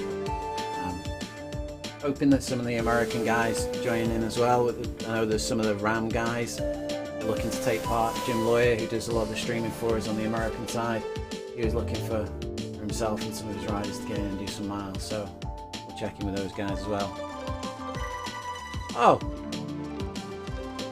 that's terrible news. So Kate's had an electric power cut, and Will has got an upset stomach, so that might be both of them not taking part, which Kate lives a little bit out in the sticks. I know she had snow the other day. She had 8 inches of snow the other day in where she lives.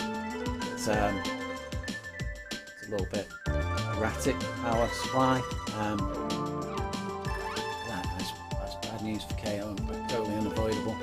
And it's bad news for Will as well. I know he was looking forward to doing this ride. He was hoping to have done his 24 hours. Hopefully he won't be suffering too much. Kate, it's fair to say that Kate will be very, very annoyed, Paul. Right, so I'm going to leave you guys again. I'm going to get some more updates and see how things are going with the other guys. Check in with them, and I'll come back to you in a little while. Try and check in on the 4-hour mark.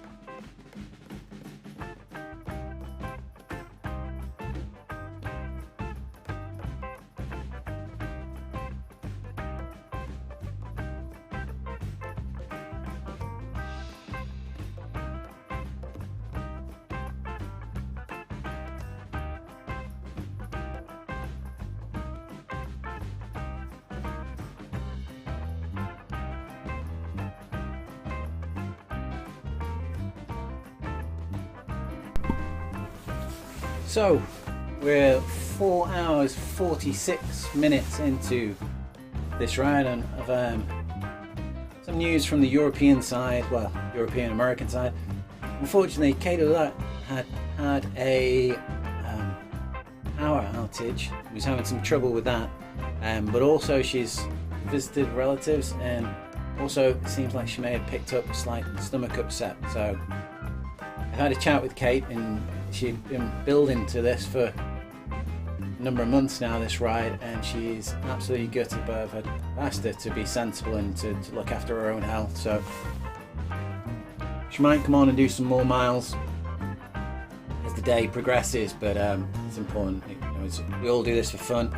You can't go making yourself ill just because you've made plans with somebody to do a ride, etc. You can't go making yourself ill. So she's out. Will has also been suffering today as well. He's woke up with a stomach upset this morning. So did notice earlier on in the ride while I was covering it that Will was taking slightly more frequent and breaks sooner than we'd expected. So not sure how well Will's going to do. And again, Will had only done I used the word only there. I can't believe he'd done that. Will had done 14-hour effort last time around when he tried to do this 24-hour event, and he was much better prepared for it this time around and was eager to do the full 24 hours. And I know he'll be upset to have been dropping out at this stage, or to be suffering at this stage. We're now 4 hours and just shy of 50 minutes into the event. Rob still pushing solid consistent watts, and he is up at 183 kilometers now, 454 meters of elevation climbed on this Borrego Springs circuit.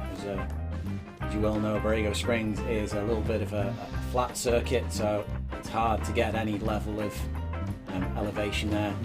As we see Anye, who's been riding now with the group, Rob Stone, Hardy, for a little while, he just getting auto-braked by Olaf up there. LGT have been working with the drafting and continually to work with the drafting to ensure that when you come up on a back marker or somebody that you're lapping, that the algorithm's more intelligent and you can see your power in relation to theirs and let you past it, or it'll put you in a course to go around that rider rather than going to the back of them, as you just saw happen with that. He's Anye there, but unfortunately it's not perfect, so occasionally you do get stuck behind a bot.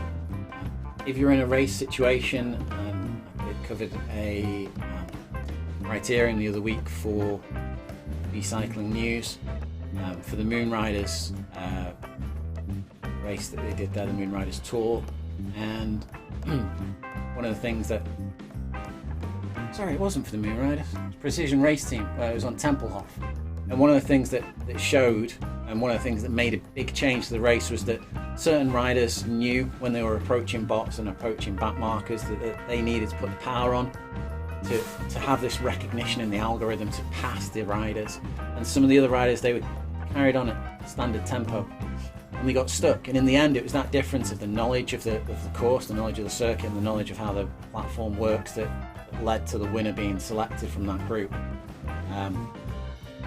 So yeah, experience on any platform counts for a lot. Flying past one of the ZMS bots there, no trouble overtaking that one. He's a little bit of a slower bot there. Another ZMS bot, and we got the Jennifer Teresia. Got another ZMS bot. We've got Lise there. Lise, it's good mileage on Lise there. We're an hour and 40 minutes in for Lise, and with a distance of 42.6 kilometers. I think that's Paul Lise, if I remember from the Facebook groups. I wonder if he's taking part in this 24-hour event, wonder what his targets are. I'll try and get in touch with him and the spells in between and see what his goals are, where he intends to get to. Bowling there, 35.3 kilometers in, an hour and 12 minutes.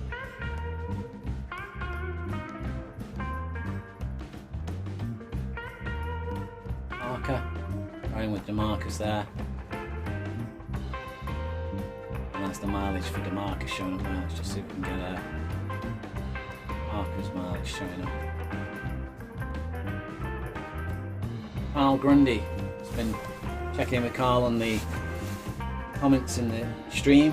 If anybody has got anything they want to get across to the viewers, if you drop us a line in the comments, we'll try and read them out and keep everybody up to date with what's happening around the RGT world around this event. The Riegler there riding with John Beams. John Beams having some success in the events around RGT. Fantastic rider, got a lot of power under the bonnet there. Riegler tucking in and enjoying good draft saving there. John Beams there, you can see he's got PDL after his team. PDL is for pedalers. It's one of the teams that have sprung up around RGT. You'll notice quite a few of the riders have got name or some initials after their name. As I say, PDL for pedalers, we've got OTR, we've got TLR, which is Team Lou Racing, and they're just a few of the ones that are around. If you notice on the bots have got Team Bot now written underneath their name. So at some point in the future, I think that feature is going to become available for the rest of the riders throughout the RGT environment, and we'll be able to take out the PDL from the end of John Beam's name there and add it into the team section. I've been speculating about the team option, whether that's going to be a bigger feature than just the name. I mean, there's lots of things that you could do with that. If you're identifying individual teams, you could then look at doing something like team communication. So you could have messages sent out. We have chat going on throughout the game virtually all the time. Quiet moment at the moment, no chat windows coming up, but constantly have chat going on and messages going back and forth. But these messages are visible to everyone within the RGT road, anyone within that race. And you know, if you're trying to plan with your buddies the best point to attack, your teammates where you're going to attack, it's not always good to have those messages visible to everyone. So having team would give the option possibly to have just team only messaging for those events where racing in teams. But then as well, potential, we run, or we have been running the team trial events. Mike Lister has been running those for the Magic Roads events and then VCN, and they've been very successful. There've been a lot of people taking part in those, a lot of people, touched a lot of people's lives, and that's brought together people throughout the RGT world. Team Lou have got 5 separate time trial teams, and potentially we run these events separately, so each time trial team runs their time trial on their own Magic Road at the moment. If you had team and it was linked, you have a potential there for team drafting. So you could have a number of teams taking part in the same road at the same time, but it'd be as a time trial and they wouldn't be influencing each other.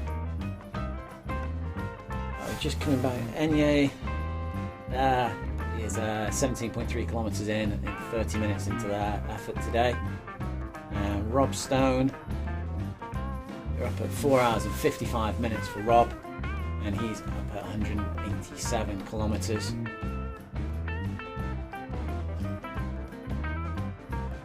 And at some point in the near future, I think I'm going to have to reset the stream. YouTube and Facebook have limits on how long they like you to stream for, so if you do find that you get kicked out of the stream, there will be a new link sent out.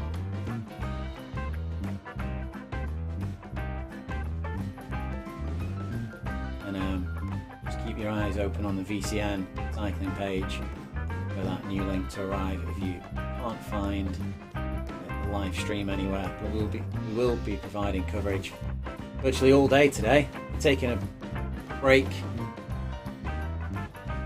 John Beam's commenting there on the stream. He likes endurance, but he's not been close to 24 hours. I've been nowhere near that, John. It's an amazing feat for Rob and the guys to do that. We need to get some more feedback on the other people who are taking part in the event and who are, where their goals are and where they're aiming to go for. See now, Rob's just been using Hardy and Kitty there as his pacer bots to keep himself on a good solid tempo, and they've just broken away as we've come through some little bit of interference there, and he's putting in a bit of an effort now. He's up in his pace to 3.5 watts per kilogram. Close back down on Hardy and Kitty there and get himself back in.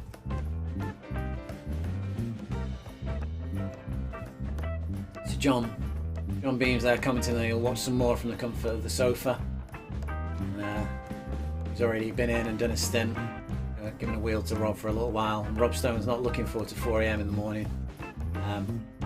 That was his twilight hour last time around. We're just going past Kurt Vicky Lang there, one of the Team Lee riders. He's on one of the TT teams. Rob was saying the last time around 4 AM was when he was really flagging. That was his real danger point, his real low point. And Samir had suggested to him to get a coffee, and he did that. And nice sweet coffee with brought him back up, raised his spirits and raised his energy levels, and got him back riding at a good pace again. Samir Dorlatley. And I know that he's already in advance been making some espressos for those points whenever he feels a bit lower. Coffee, quite interesting.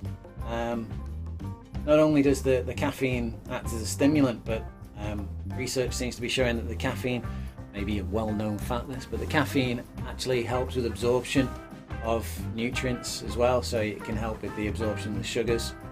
So when you're seeing these caffeine gels, it's not just to give you a boost of energy, it's sort of a boost of stimulant. It helps with the absorption of the sugars into your body as well. And I mentioned on the V-Cycling News a little tidbit of information about Chris Boardman, who commenting, who was watching one of the races he was doing commentary on, and they were talking about the fueling strategy of the riders. And interestingly, what kind of I didn't realise about older riders, and I use that with some reverence in regards to Chris Boardman, technology around everything's improved, and technology around fueling's improved as well.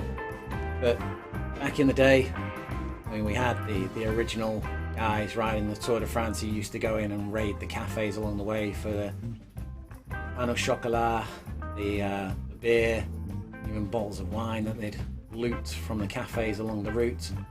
But then as time went on, they realised that they could carry sugars and things like that, and they were quite useful fuels. Chris was commenting on the fact that they would suppress the urge to eat. They would resist eating anything with sugar in until very late on in the race, almost until the point where they bonked. Because once you'd started on the sugar trip, once you'd started down that sugar route, you couldn't stop, because if you stopped eating the sugar, you'd have a sugar crash. And they were very simple sugars back then. We use a mixture of glucose and fructose sugars, and quite often mixed with other things now to slow the absorption of them down. As we hit the 5 hour mark, 190.5 kilometers for Rob Stone currently. Fantastic riding. Yeah, so we use more complex sugars now, mix them with different things to slow the absorption of them down and make it more steady into the bloodstream. I know a lot of riders now, like Chris Froome, trying to use what they term the fat tap, trying to train their bodies to use fuel differently and not rely on the sugars, the quick release, and trying to use the fat, because you get much more fat stores in your body, and the fat generally carries more energy. It's just a little bit slower to process, slower to replace, slower to process.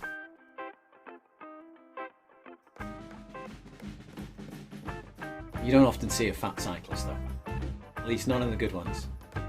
I am perhaps slightly chubbier cyclist, but I don't class myself as one of the good ones, that's for sure. A lot of the cyclists you see are very lean, so when they talk about turning the fat tap on, I can't imagine that being an endless source for those guys. Ran round in Borrego now. I don't know, you guys have noticed I've been riding Borrego for some time, and it's a fairly plain course with regards to scenery, but the scenery has been changed and improved, and little tweaks are added here and there. For instance, on some of the vistas now, you can see the next section of the road, and you can see the bushes and things along the outside of that, whereas previously that wasn't resolved. That was kind of out in the distance and invisible. But now, if we have a pan around, you can see there the next section of the road and the trees panning around it. You can even see, I'm not sure what detail you're looking in. If you're looking on the YouTube view, then you might not be able to see this in as great detail as we are normally.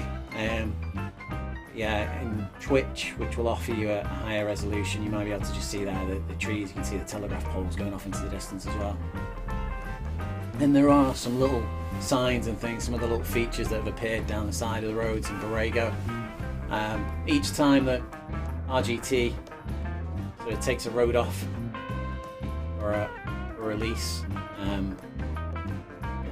take a road off, you quite often find that they're bringing in tiny little extra features as the road comes back again, just tweaking everything nicer and better and more engaging for the riders on there.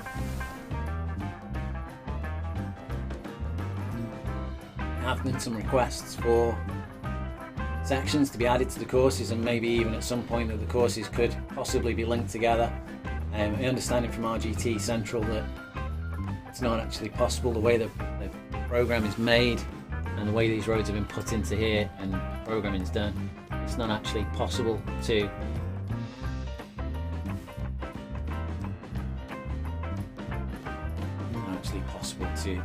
link the roads together. It won't work. And just seeing on the in-game chat there, Kate saying I finally got my power back, but her tummy's not feeling great. She's going to have a nap, and she's hoping to be back on with Rob to hit this dull zone, this dark zone around about 4 AM. She wants to be back on to give Rob all the support that time, which is great. Real team player, Kate.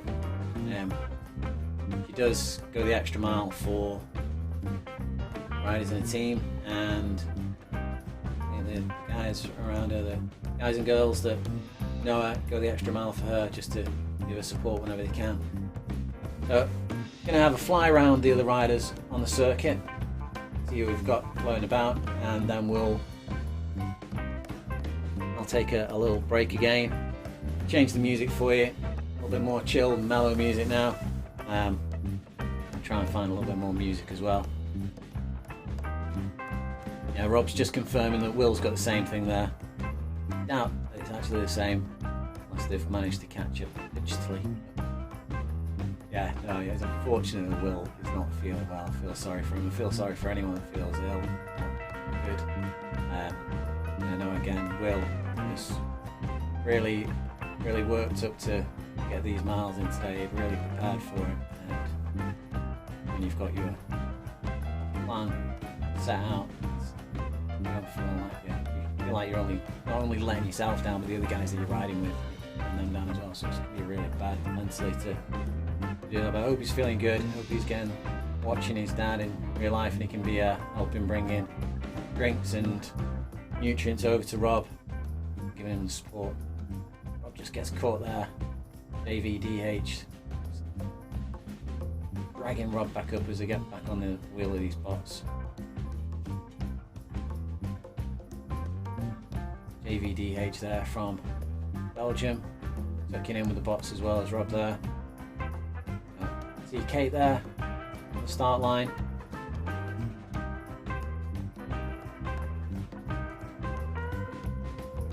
Just come back in to offer support to the riders.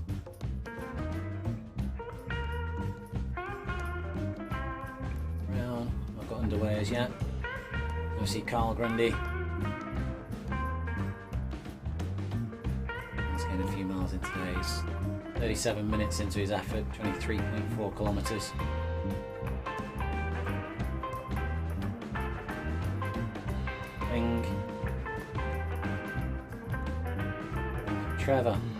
Trevor's got some good mileage in there, but he's not showing his Kling's numbers.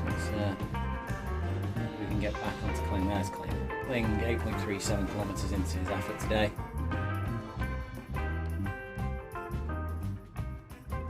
And Carl's just mentioned that he's never going to catch Rob. Carl, we've got a little more than a day left on the road. As I mentioned, big shout out to guys at RGT. The main people I deal with are John By the Way, Mike Stratular and James Derek Vickers, but there are a lot more people in the background making RGT the platform that it is, doing a lot of work on it. But a big shout out to them, because Borrego Springs was not scheduled to be in the free rotation. It's been moved into the free rotation in order to allow this event to be as engaging and as open for as many people as possible. We could have planned this and done this on a group ride and had it sort of hidden behind an entry code, but that wasn't the idea. We wanted as many people as possible to get on. Paul McGrath came on first thing this morning and did a ride, and then he's been back on with the herd guys and brought the herd community into the ride to help Rob with this and help and support all of the other riders who are having an endurance effort today. Really important, the community around RGT, and it is really good and thriving, and it's nice to see that that's happening. We have got the Team Lou guys coming in later on today. Team Lou making a special ride on a Tuesday to come in and support Rob, who is a member of Team Lou, and make sure that, again, part of the whole community thing, as many people as possible getting in. The Anya there, still riding away solidly. Anya 25.3 kilometres in. Riding together there, 17.6 kilometres into their effort. Both German riders. You always wonder when you see flags together whether the riders know each other in real life or it just happens to be a coincidence, which it probably is. But I think it's like a lot of people think the UK is quite a small country, and when you see someone from the UK, you must obviously know everybody else there, but a few more people knocking about. La Courcelle, they're doing a good ride this morning. They are 3 hours 59 minutes into their effort and a distance of 119 kilometres. Steady 2.2 watt per kilogram. Just coming up on Perline, and they're not finding a spot that quite suits their tempo at the moment, it would seem. Just in a little bit of no man's land. Perline just in front of them.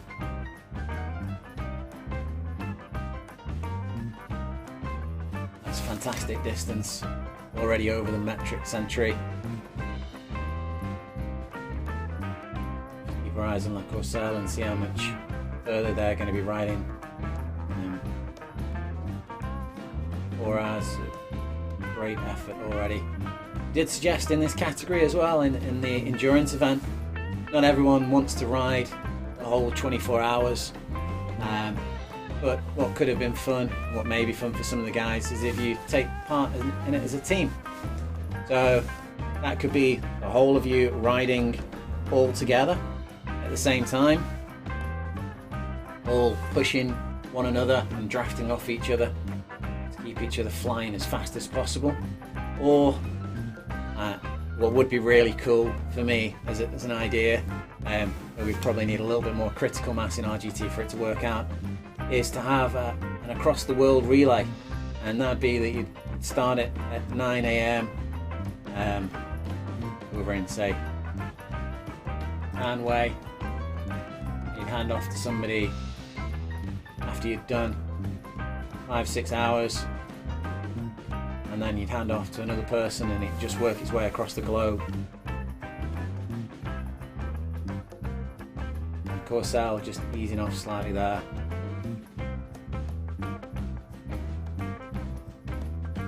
Yeah, it would be cool to be able to do that, and hopefully this event's garnered quite a bit of interest this time around. We did run this, I'm trying to remember if it was earlier this year or actually last year, but the days seem to be merging into one another. Rob managed to roll through around about 827 kilometers last time around, and that was without as much support throughout the community, I'd say. It seems to have garnered a bit more interest this time around. We've got some of the Ride Across America guys hopefully taking part as well,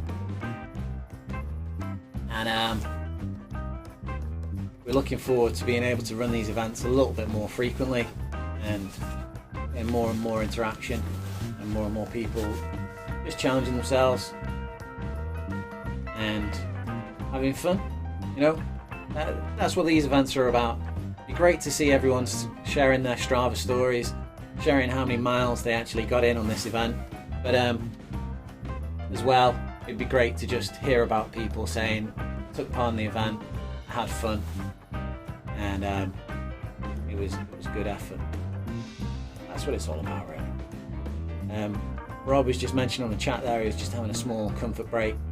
I think he may have just quickly jumped off and back on the bike now, and he's underway, and he's lost his bots. Now you can see in his power history there, it dropped down slightly in the top left hand corner. It's got a power graph. Dropped down slightly from his 2.2 down to 0, and then you can see he's quickly jumped back on the bike, and he's back up at 3.9 watts per kilogram. I think his intention now is to just keep it steady at around about this 3.2, 3.5 watts per kilogram, and get himself back up to those pacer bots, Hardy, Kitty, and just stick with those guys and keep rolling on that. They seem to be setting a really good tempo for him. Carl Grundy tries, he's not quite managed to cover that gap. I think he was expecting Rob to be off the bike slightly longer, and he's not been able to recover that gap to get back up to him.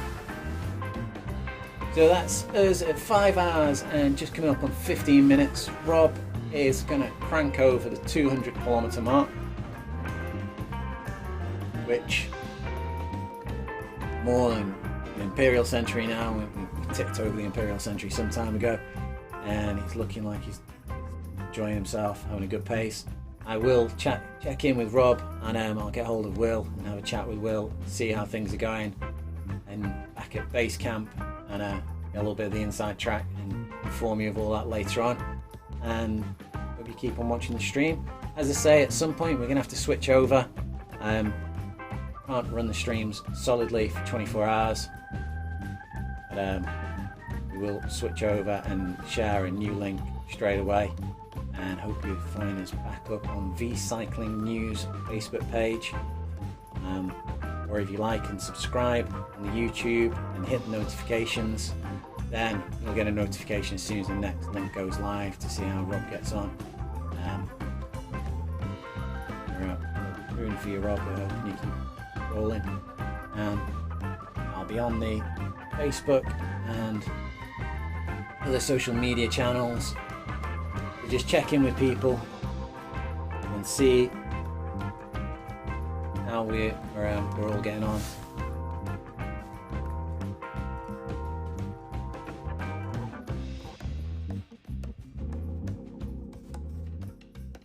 I'll keep on with the updates.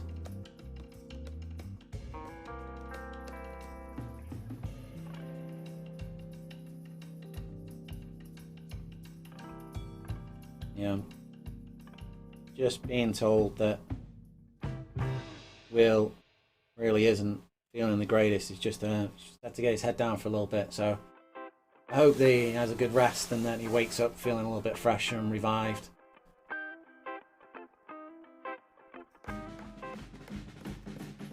So Lurix, just a reminder on the RGT users event. If you want to take part in this event but you feel like you might not be able to keep pace with Rob or the other guys, don't worry, everybody's welcome. Lurix, Team Lou, is going to be running an event from 4 PM New York time, 9 PM UK time, and it's a Lou's special Borrego 24-hour group ride. It's for anyone to join in with. That'll be 9 PM tonight UK time.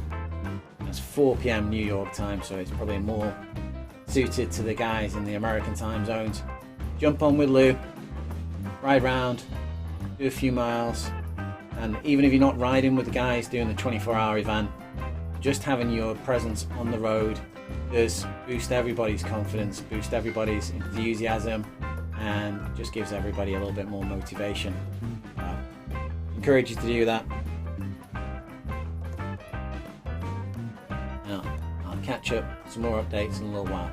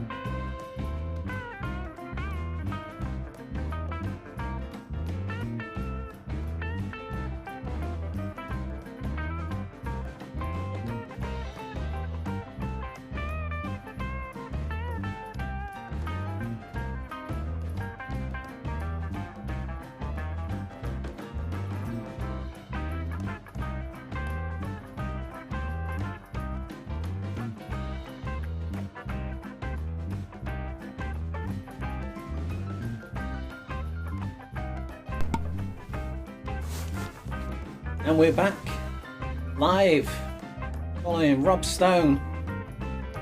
Just see I've missed. Falk Levian's been in and done some pacing with Rob. Rob's with Jennifer, who has been one of his pace bots for some time now, and Hardy's just 10 metres up the road from him. We are at a distance of 271 kilometres now, just over the 7-hour mark. Rob still doing fantastic pacing. He's up at 255 watts at the moment, 2.5 watts per kilogram.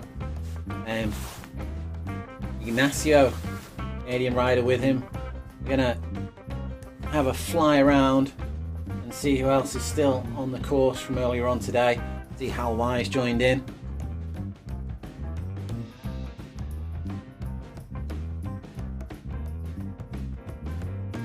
GPAT there.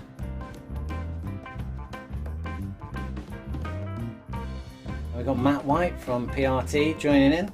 Good to see Precision Race Team riders jumping in and involved in the endurance event. I'll be commentating on the last of the Precision Race Team races, the PRT handicap races, which is occurring this Thursday, and it's taking place on the Stelvio. The Stelvio is featuring quite heavily in the races that I'm doing this week. The handicap race, the idea of the handicap race is that you have normalized power. Everyone works out a weight that they enter into the game based upon their FTP. So take your FTP, divide it by 3.2, and that gives you a weight that you enter into the game. And it means that basically all of the riders that race there, regardless of ability, they get, you know, if you have higher ability, then you get penalty, a weight penalty, and if you're a lower ability, then you get a weight benefit, you get a lower weight to put into the game. So on something like the Stelvio, that can be a real benefit for some of the slightly less able riders. So Matt takes part in those events frequently, as do a load of the other PRT races, but turn into great events for the whole of the community. Lots of different riders taking part from around the RGT world. Matsuda, Vlashard here.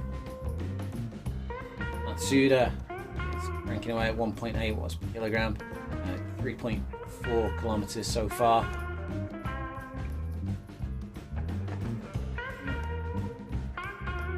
Vlashard there. Behind them we've got Jim Lawyer there as well. Jim's 2 watts per kilogram there. Jumping on the back. Jim's one of our contributors to the V-Cycling News Network, and he does the streaming for us from the American time zones. He's been covering the NorCal, Northern California events that Dan Connolly puts on, and he's also been covering the Heroica series and the America Time series, the American time zone, the events that are put on by the Moonriders team. Moonriders, slightly newer team to the RGT event organising world, but they're putting a lot of effort into making sure that their events are successful. And we are taking a break from the endurance event today to cover their Tuesday night slot of the Heroica series, where again they'll be going up the Stelvio. So we'll be watching them taking part in that event. Jim now is up to 128 kilometers, fantastic riding. And we're hoping later on this year, next year, that we'll be putting on a E-Ram event and the ride across America, and we'll be doing that with Jim and some of the Ohio Ram guys. Hopefully we'll be getting some good attendance for that. Just seeing on the in-game chat there that Will is still suffering with stomach cramps and he's not looking great. He has been having a little snooze. Hope that he's going to be feeling better soon. Jim's now 4 hours and 10 minutes into his effort here. See Barnett there, 12.5 kilometers.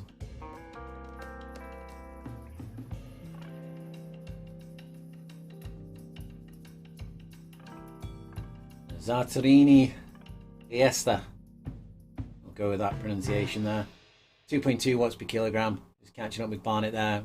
4.8 8 kilometers into his effort today. Their effort of Vlachart, 4.7 kilometers, and Engelbrecht, 4.8 kilometers as well.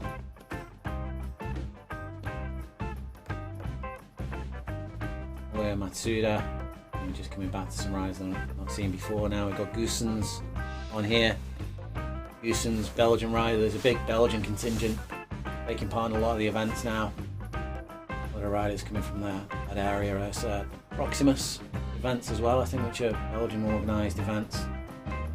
And a lot of riders onto the platform. They're very well attended. We've got Matt again. Back here to Saracen. Saracen's got 4.7 kilometers under the belt.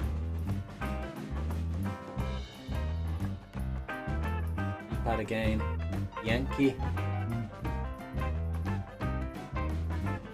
Riding for 50 minutes now and 28 kilometers riding.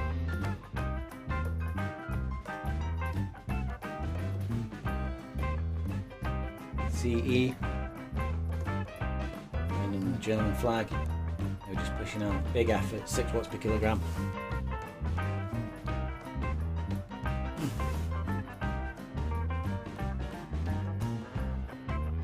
See Rob Stone there with his pacer bot Hardy, keeping him safe like a bouncer.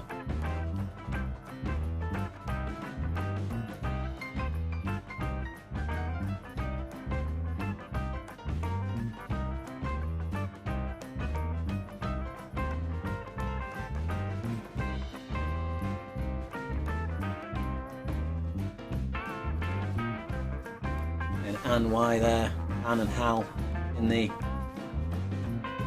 event, and it's just taking a break. Rob there, see Pan and Ignacio there.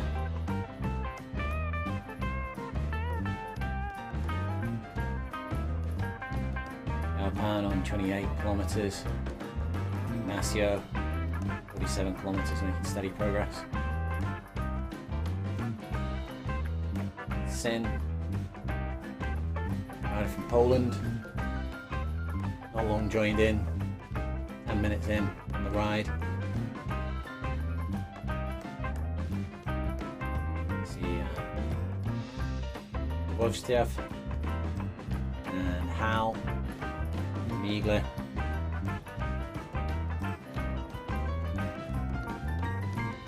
One little group together. He's got 20 kilometers under his belt already. Miegler. Miegler's been riding for 4 hours and 15 minutes now. And suspect they're there with a group of Jim Lawyer. And they have got 137 kilometers. I wonder if that's... No, that's April.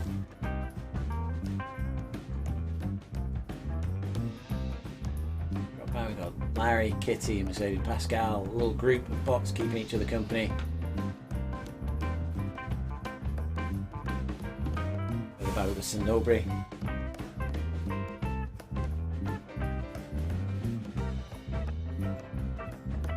Erins.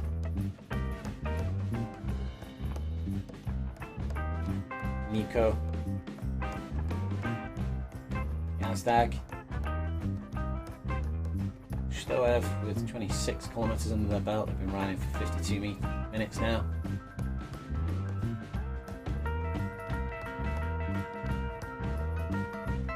We've got Marcus, Roberg,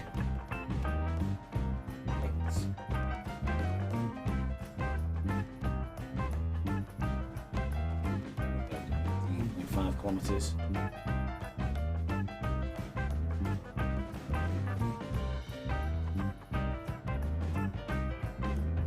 A little bit further back on the road now.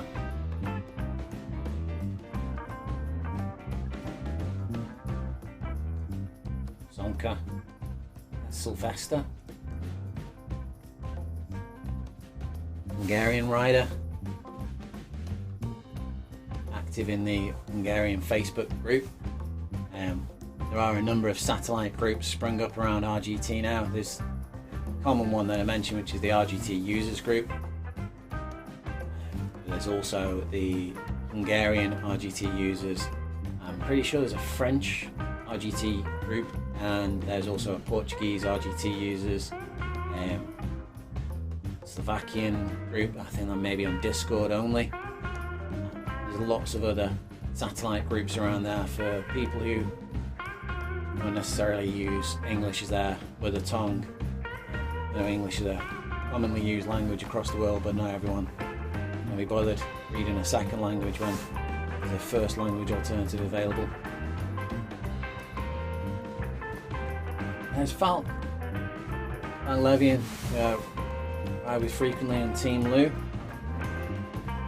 Falk recently has done an article with Christopher Schwenker on the Zomunique. If you get the opportunity, if you search up Zomunique, it's communique but with a Z. They're all over the Facebook groups. They're always adding. They're a major contributor to V-Cycling News. They also have their own Instagram. We quite often share on their posts. Christopher spends a lot of time doing fantastic writing, very interesting articles he does around the cycling world. And he recently did one in conjunction with Falk, and Falk has been suffering, or was suffering, from long COVID. He had COVID, and initially he didn't suffer too badly with it, but had to go back to racing as soon as he could, and then suffered effects from that, and ended up under a cardiologist and having all sorts of checks done on him, and basically very slow progress back to getting back to where he was. But it's good to see that Falk's now doing a lot more riding, both on the RGT platform but in the real world as well, and he's getting a lot more mileage in. If you see him on the road, give him a shout, give him a wave, and if you have the opportunity, you've got a few minutes spare, get yourself over to the V-Cycling News website, check out the Zomunique. Christopher Schwenker posts there, or head over to the Zomunique site and read them direct. We've got Schwartz there, and we got Lou Ricks. A little way from Lou Ricks there. I think that was directed for Falk rather than us. But Lou, quite famous around the RGT community. He's been on RGT for a significant amount of time. He was one of the first guys that I rode with on RGT back in the early days when the roads were very quiet, and we formed up our own group rides. And eventually Lou propagated that, brought it forward, and created the Lou group rides, which happen every week now, every Saturday and Sunday on the RGT roads. Saturdays is on this very course itself on Borrego Springs, 4 laps, and Sundays are over on Kielder, which is a little bit more challenging maybe. It's only 1 lap of Kielder, but it's got a few little hills in there. Lou, not a man for the hills, preferring the flat riding, but he has proved himself wrong by climbing Mount Zuma, which is local to the Borrego Springs course. As I mentioned to the guys earlier on who were listening, that the views from there are spectacular. It's probably that mountain range that's in the background as we're just coming into view now, actually. And you go up to the top there and you can see for miles and miles the flat plains around it. It just looks very unearthly that there can be such an outcropping of height around such flatness. Lou Ricks rode Borrego Springs so many times they decided they had to go and take it out, and had to go and take a trip over to Borrego Springs and enjoy the sights for himself, ride it in real life. So anytime you're looking for some companionship on the road, see Lou around, he'll happily drop in line with you and ride miles at your pace. Really enjoys the company of the virtual world. For those group rides, well worth checking out. Saturdays and Sundays at 3 UK time, like 10 New York time. And jump on those. You can take part in those, have some fun in those, and the good thing about the group rides with Lou is that, unlike a lot of the other group rides in the virtual world, they are not really fixed pace. So if you want to ride from the gun, from 3 o'clock, you want to ride at your max, you can do that in the group rides. No one's going to complain at you. You just go off the front, ride like crazy, and there'll be a group of guys go with you. It's kind of like race pace. Lou doing a celebration. He's enjoyed winning this race, this little sprint. So that's another feature that we're expecting to come into the game soon. I expect there'll probably be a button for those celebrations, like we've got the waves. Yeah, with the Lou group rides, it's more freeform.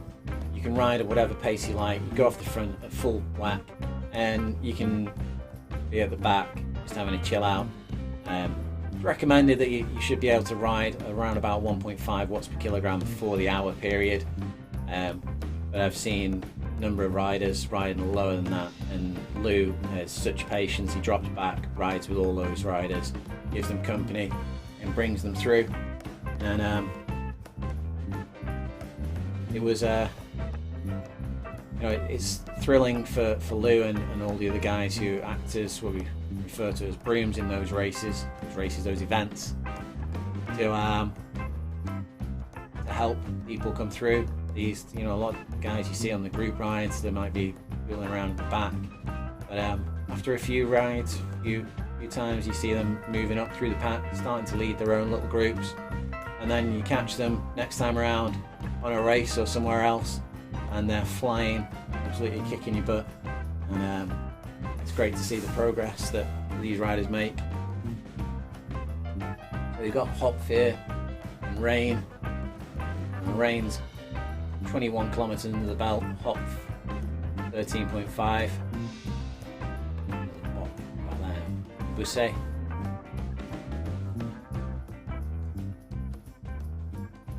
I have to say, I do my best with pronunciation of names, but there's lots of different names around there in the RGT world, lots of different countries, and there's lots of different ways of pronouncing names, whether you pronounce it as the English version or as you expect it should be pronounced.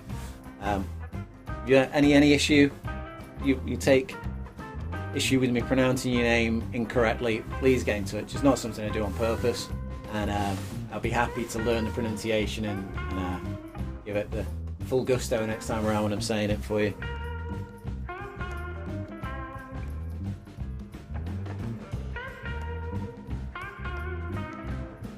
Buchanan just taking a break there. Back to Hersman. Hersman's still early on in there, riding on this road. Got Manor, Trevor and Hersman there. Manor just eased off as we come over to there. Not sure if they're waiting for Hersman to get to their wheel. Possibly we're riding together. It looks like they are. Both in the same kit. Hersman and Manor just early on in their ride, only 6 kilometers underneath the belt. Back to Bloom. Bloom been riding for 53 minutes now.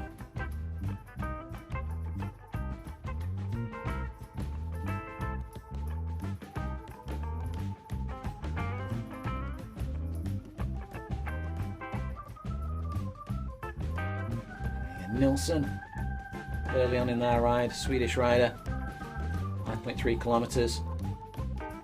And we're back to Rob and Hardy. As I say, Hardy's been his rock in this ride so far. It's in as his bouncer bot, his pacer bot. And we've got Rob there, slotted well in, enjoying the draft.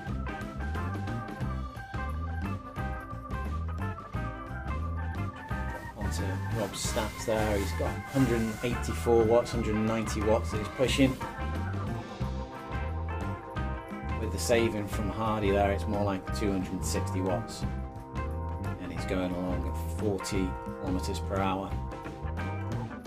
I normally would ride around 32 kilometers per hour on this. Just as we caught Rob there, his cadence has dropped down, his power's gone up, and his avatar's up out of the saddle. I suspect that Rob is actually out of the saddle at this moment in time, just stretching his legs a little bit, trying to work at all the muscles, trying to free the body off. Turbo training rides can be a little bit punishing in that manner. One of the things that Rob's done for this ride, different to when he's done it previously, is he's put on his aero bars to try and give himself some more points of contact with the bike, so he can put more pressure on the elbows rather than the hands. It also gives you a few different ways of holding the handlebars and moving around. So that when he last done the ride, it was a little bit of a problem for him that he had numbness in the extremities, so he's trying to move around a little bit more. And it can be one of those things when you've got that as a goal. 20 minutes, I'm going to stand out the saddle. 10 minutes, I'm going to take a drink. 15 minutes, I'm going to have a snack. And these little targets can break up the whole 24-hour effort for you. So it's not as daunting a task. It can be, a little bit. You ride into a target, you ride into a goal, and that target's small and achievable, and breaks it all up for you into small, achievable segments. As we see Yankee there, just coming back up onto the wheel of Stone there. It's like trying to get into this group with Stone and give Rob some company.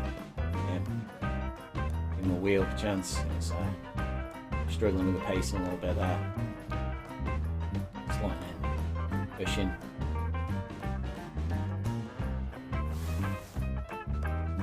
Check there. Nelson, Hardy, Stone, Yankee there. It's got 38 kilometers underneath their wheels now.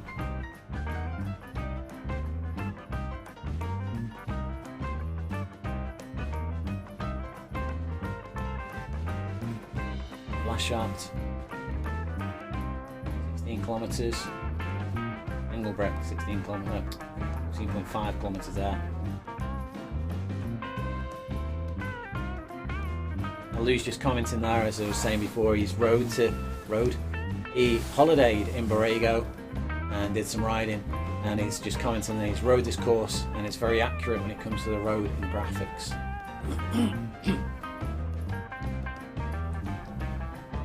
Simon Miller of the SDW Wasps is asking what per kilogram is Rob targeting at this stage. I think Rob is just trying to keep on that steady 2 watts per kilogram, 2.1 watts per kilogram that he's running at. Drop back there, we've got Matt PRT, he's been grouped up there. Some bots and goosens. Ignacio there.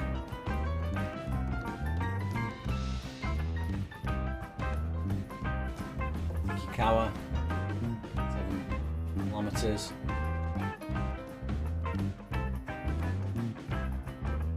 Ocean at 7 kilometers as well. There we go. Asilas wearing the hot chili kit there. He's got 30 kilometers under his belt, an hour in. Zartarini Ayesto. Say it quicker. 14.5 kilometers, cranking out half an hour riding.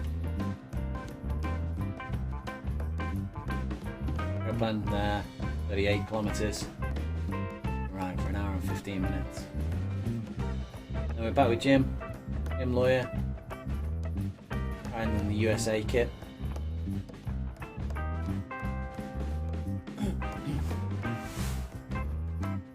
Rob's just commenting there, he's hanging on to his bot. He really wants to keep his heart rate below 120, and it's 139 at the moment. So he's riding to heart rate, probably more than he's riding to wattage.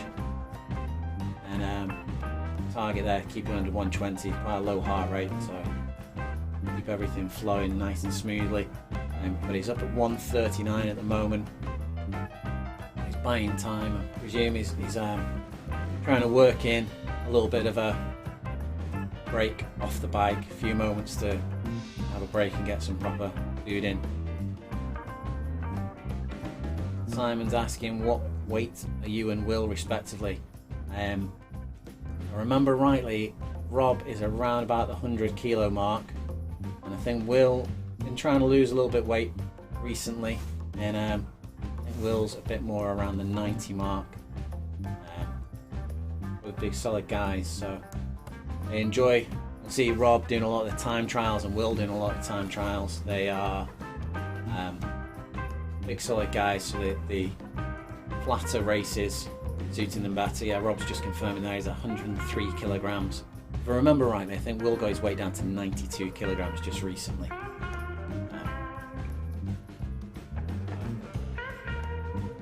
These flatter horses, they suit you better if you're a heavier rider. Once you've got rolling, not as much resistance on you.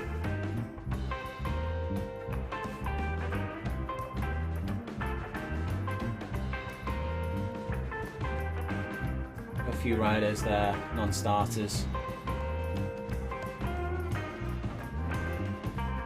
E-hand cycle there. Not sure if they are actually a hand cyclist or if that's just a incidental name.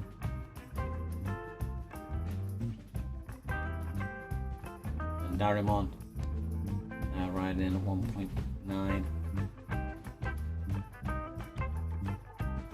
Senderbury 2 watts per kilogram, 15 kilometers, nearing 15 kilometers. We did have a hand cyclist out on the road earlier on today. I was talking about the hand cycling and the differences between RGT and Zwift. There are several differences, but we have hand cycle avatars and bikes in RGT now. They are trying to be a little bit selective on who they give them out to. They have different CDA and drafting capabilities, so they don't want them to go to people who don't have need of them, basically. So they want to make sure that the people that get the hand cycles are the correct people, because you don't want just anybody using the hand cyclist to be representative of the community that it's for, and not just a random avatar that you have the choice of using. They do have different CDA and drafting capabilities, and mentioned earlier on, I think the problem that some of the other platforms have, like Zwift recently, have been changing some of their drafting. It's been in place now for a little while. They're drafting 3.0, but they had massive issues whenever they changed their drafting characteristics, and I think it's for these reasons that we may not see the hand cycling and different avatars being introduced into that platform, because it caused them issues throughout the rest of the programming, which they struggled with small changes with the drafting characteristics for standard bikes. Introducing a whole different class into there, I think they struggle with.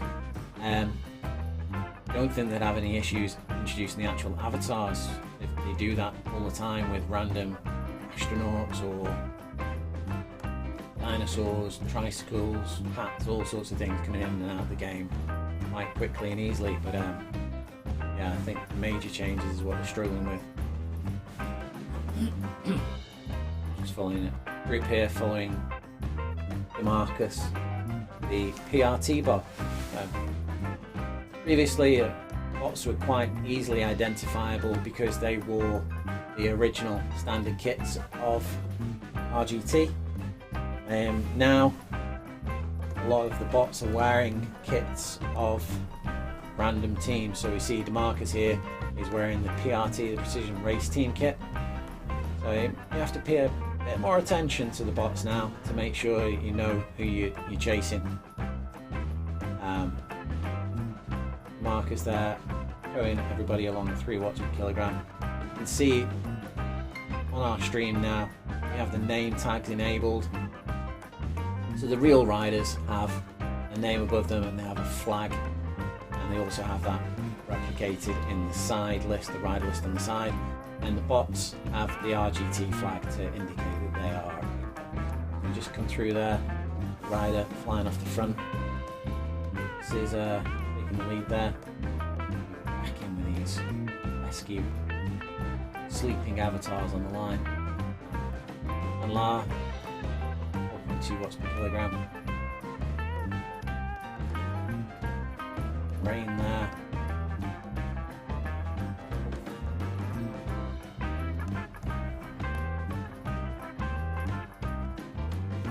Jones, is Anthony Jones? Vera, Falt Levian and Lou Ricks. Schwartz. Just trying to find A Riegler and see how they're getting on. Had some good mileage underneath them. Well, see Hardy there, but no sign of Rob Stone at the moment. He's dropped back off Hardy, and just be struggling to cover that gap. Because you've got Trevor and Mana there, and there. As soon as you say that, we see Rob Stone coming round, pushing up 280 watts, and we see his heart rate is up much higher than his previous goals. And pushing up 300 watts, but his heart rate is up at 146, much higher than the 120 that he was aiming for.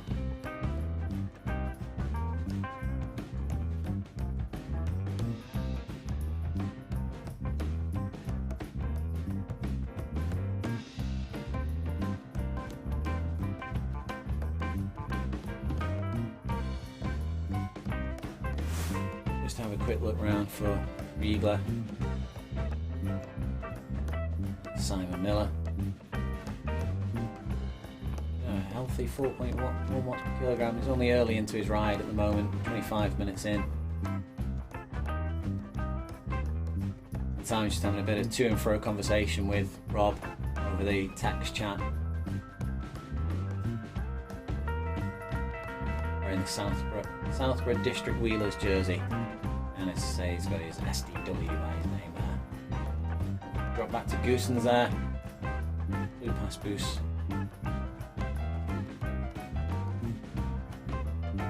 Boost there, 27.8. Goosens, Engelbrecht, 20 kilometres. Not white. So 20 kilometres. Close. 0.7. We've got a group of bots. And then we've got Riegler there, 4 hours 40 minutes into their effort, and they are cranking out 151 kilometres. We'll fly back round, find Rob, check in with Jim, 142.6 kilometres there for Jim, 4 hour 38 minute effort.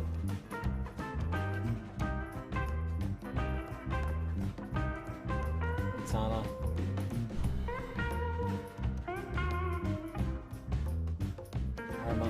Cycle, Borrego.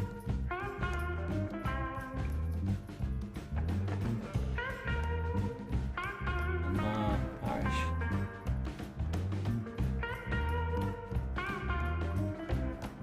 Great to see so many riders out on the road. We're just heading back to find Stowe.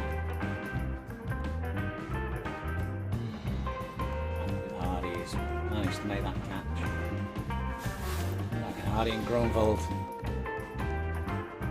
7 hours 39 minutes in, and with 292 kilometres covered. It may be that we switch the stream in a moment, guys, because we've got Facebook restrictions coming in. They allow you to stream for 8 hours consistently, and we're up at 7 hours and 39 minutes plus. So we may just have to end the stream briefly and restart it. You'll be able to find us on Facebook. If you're on YouTube watching, if you can like, subscribe and hit that notification, and as soon as I get the stream reset up and we're back online, then you'll be able to see it immediately and get back in and see the efforts of these guys as they plough on. I'm going to go and do that in a few minutes now. 7 hours 40 minutes in as this group's growing here with Hardy, Hank Levian, Lou Ricks, all riding in with Rob Stone there. Won't fold.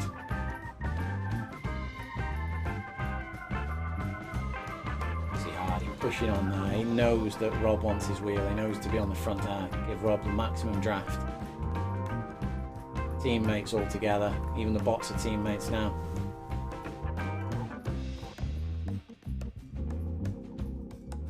Knocking on the 300 kilometers now. Rob Stone just shaking himself free of the group there. Flies past him. Captain Lou Ricks there. Captain of the team, Lou.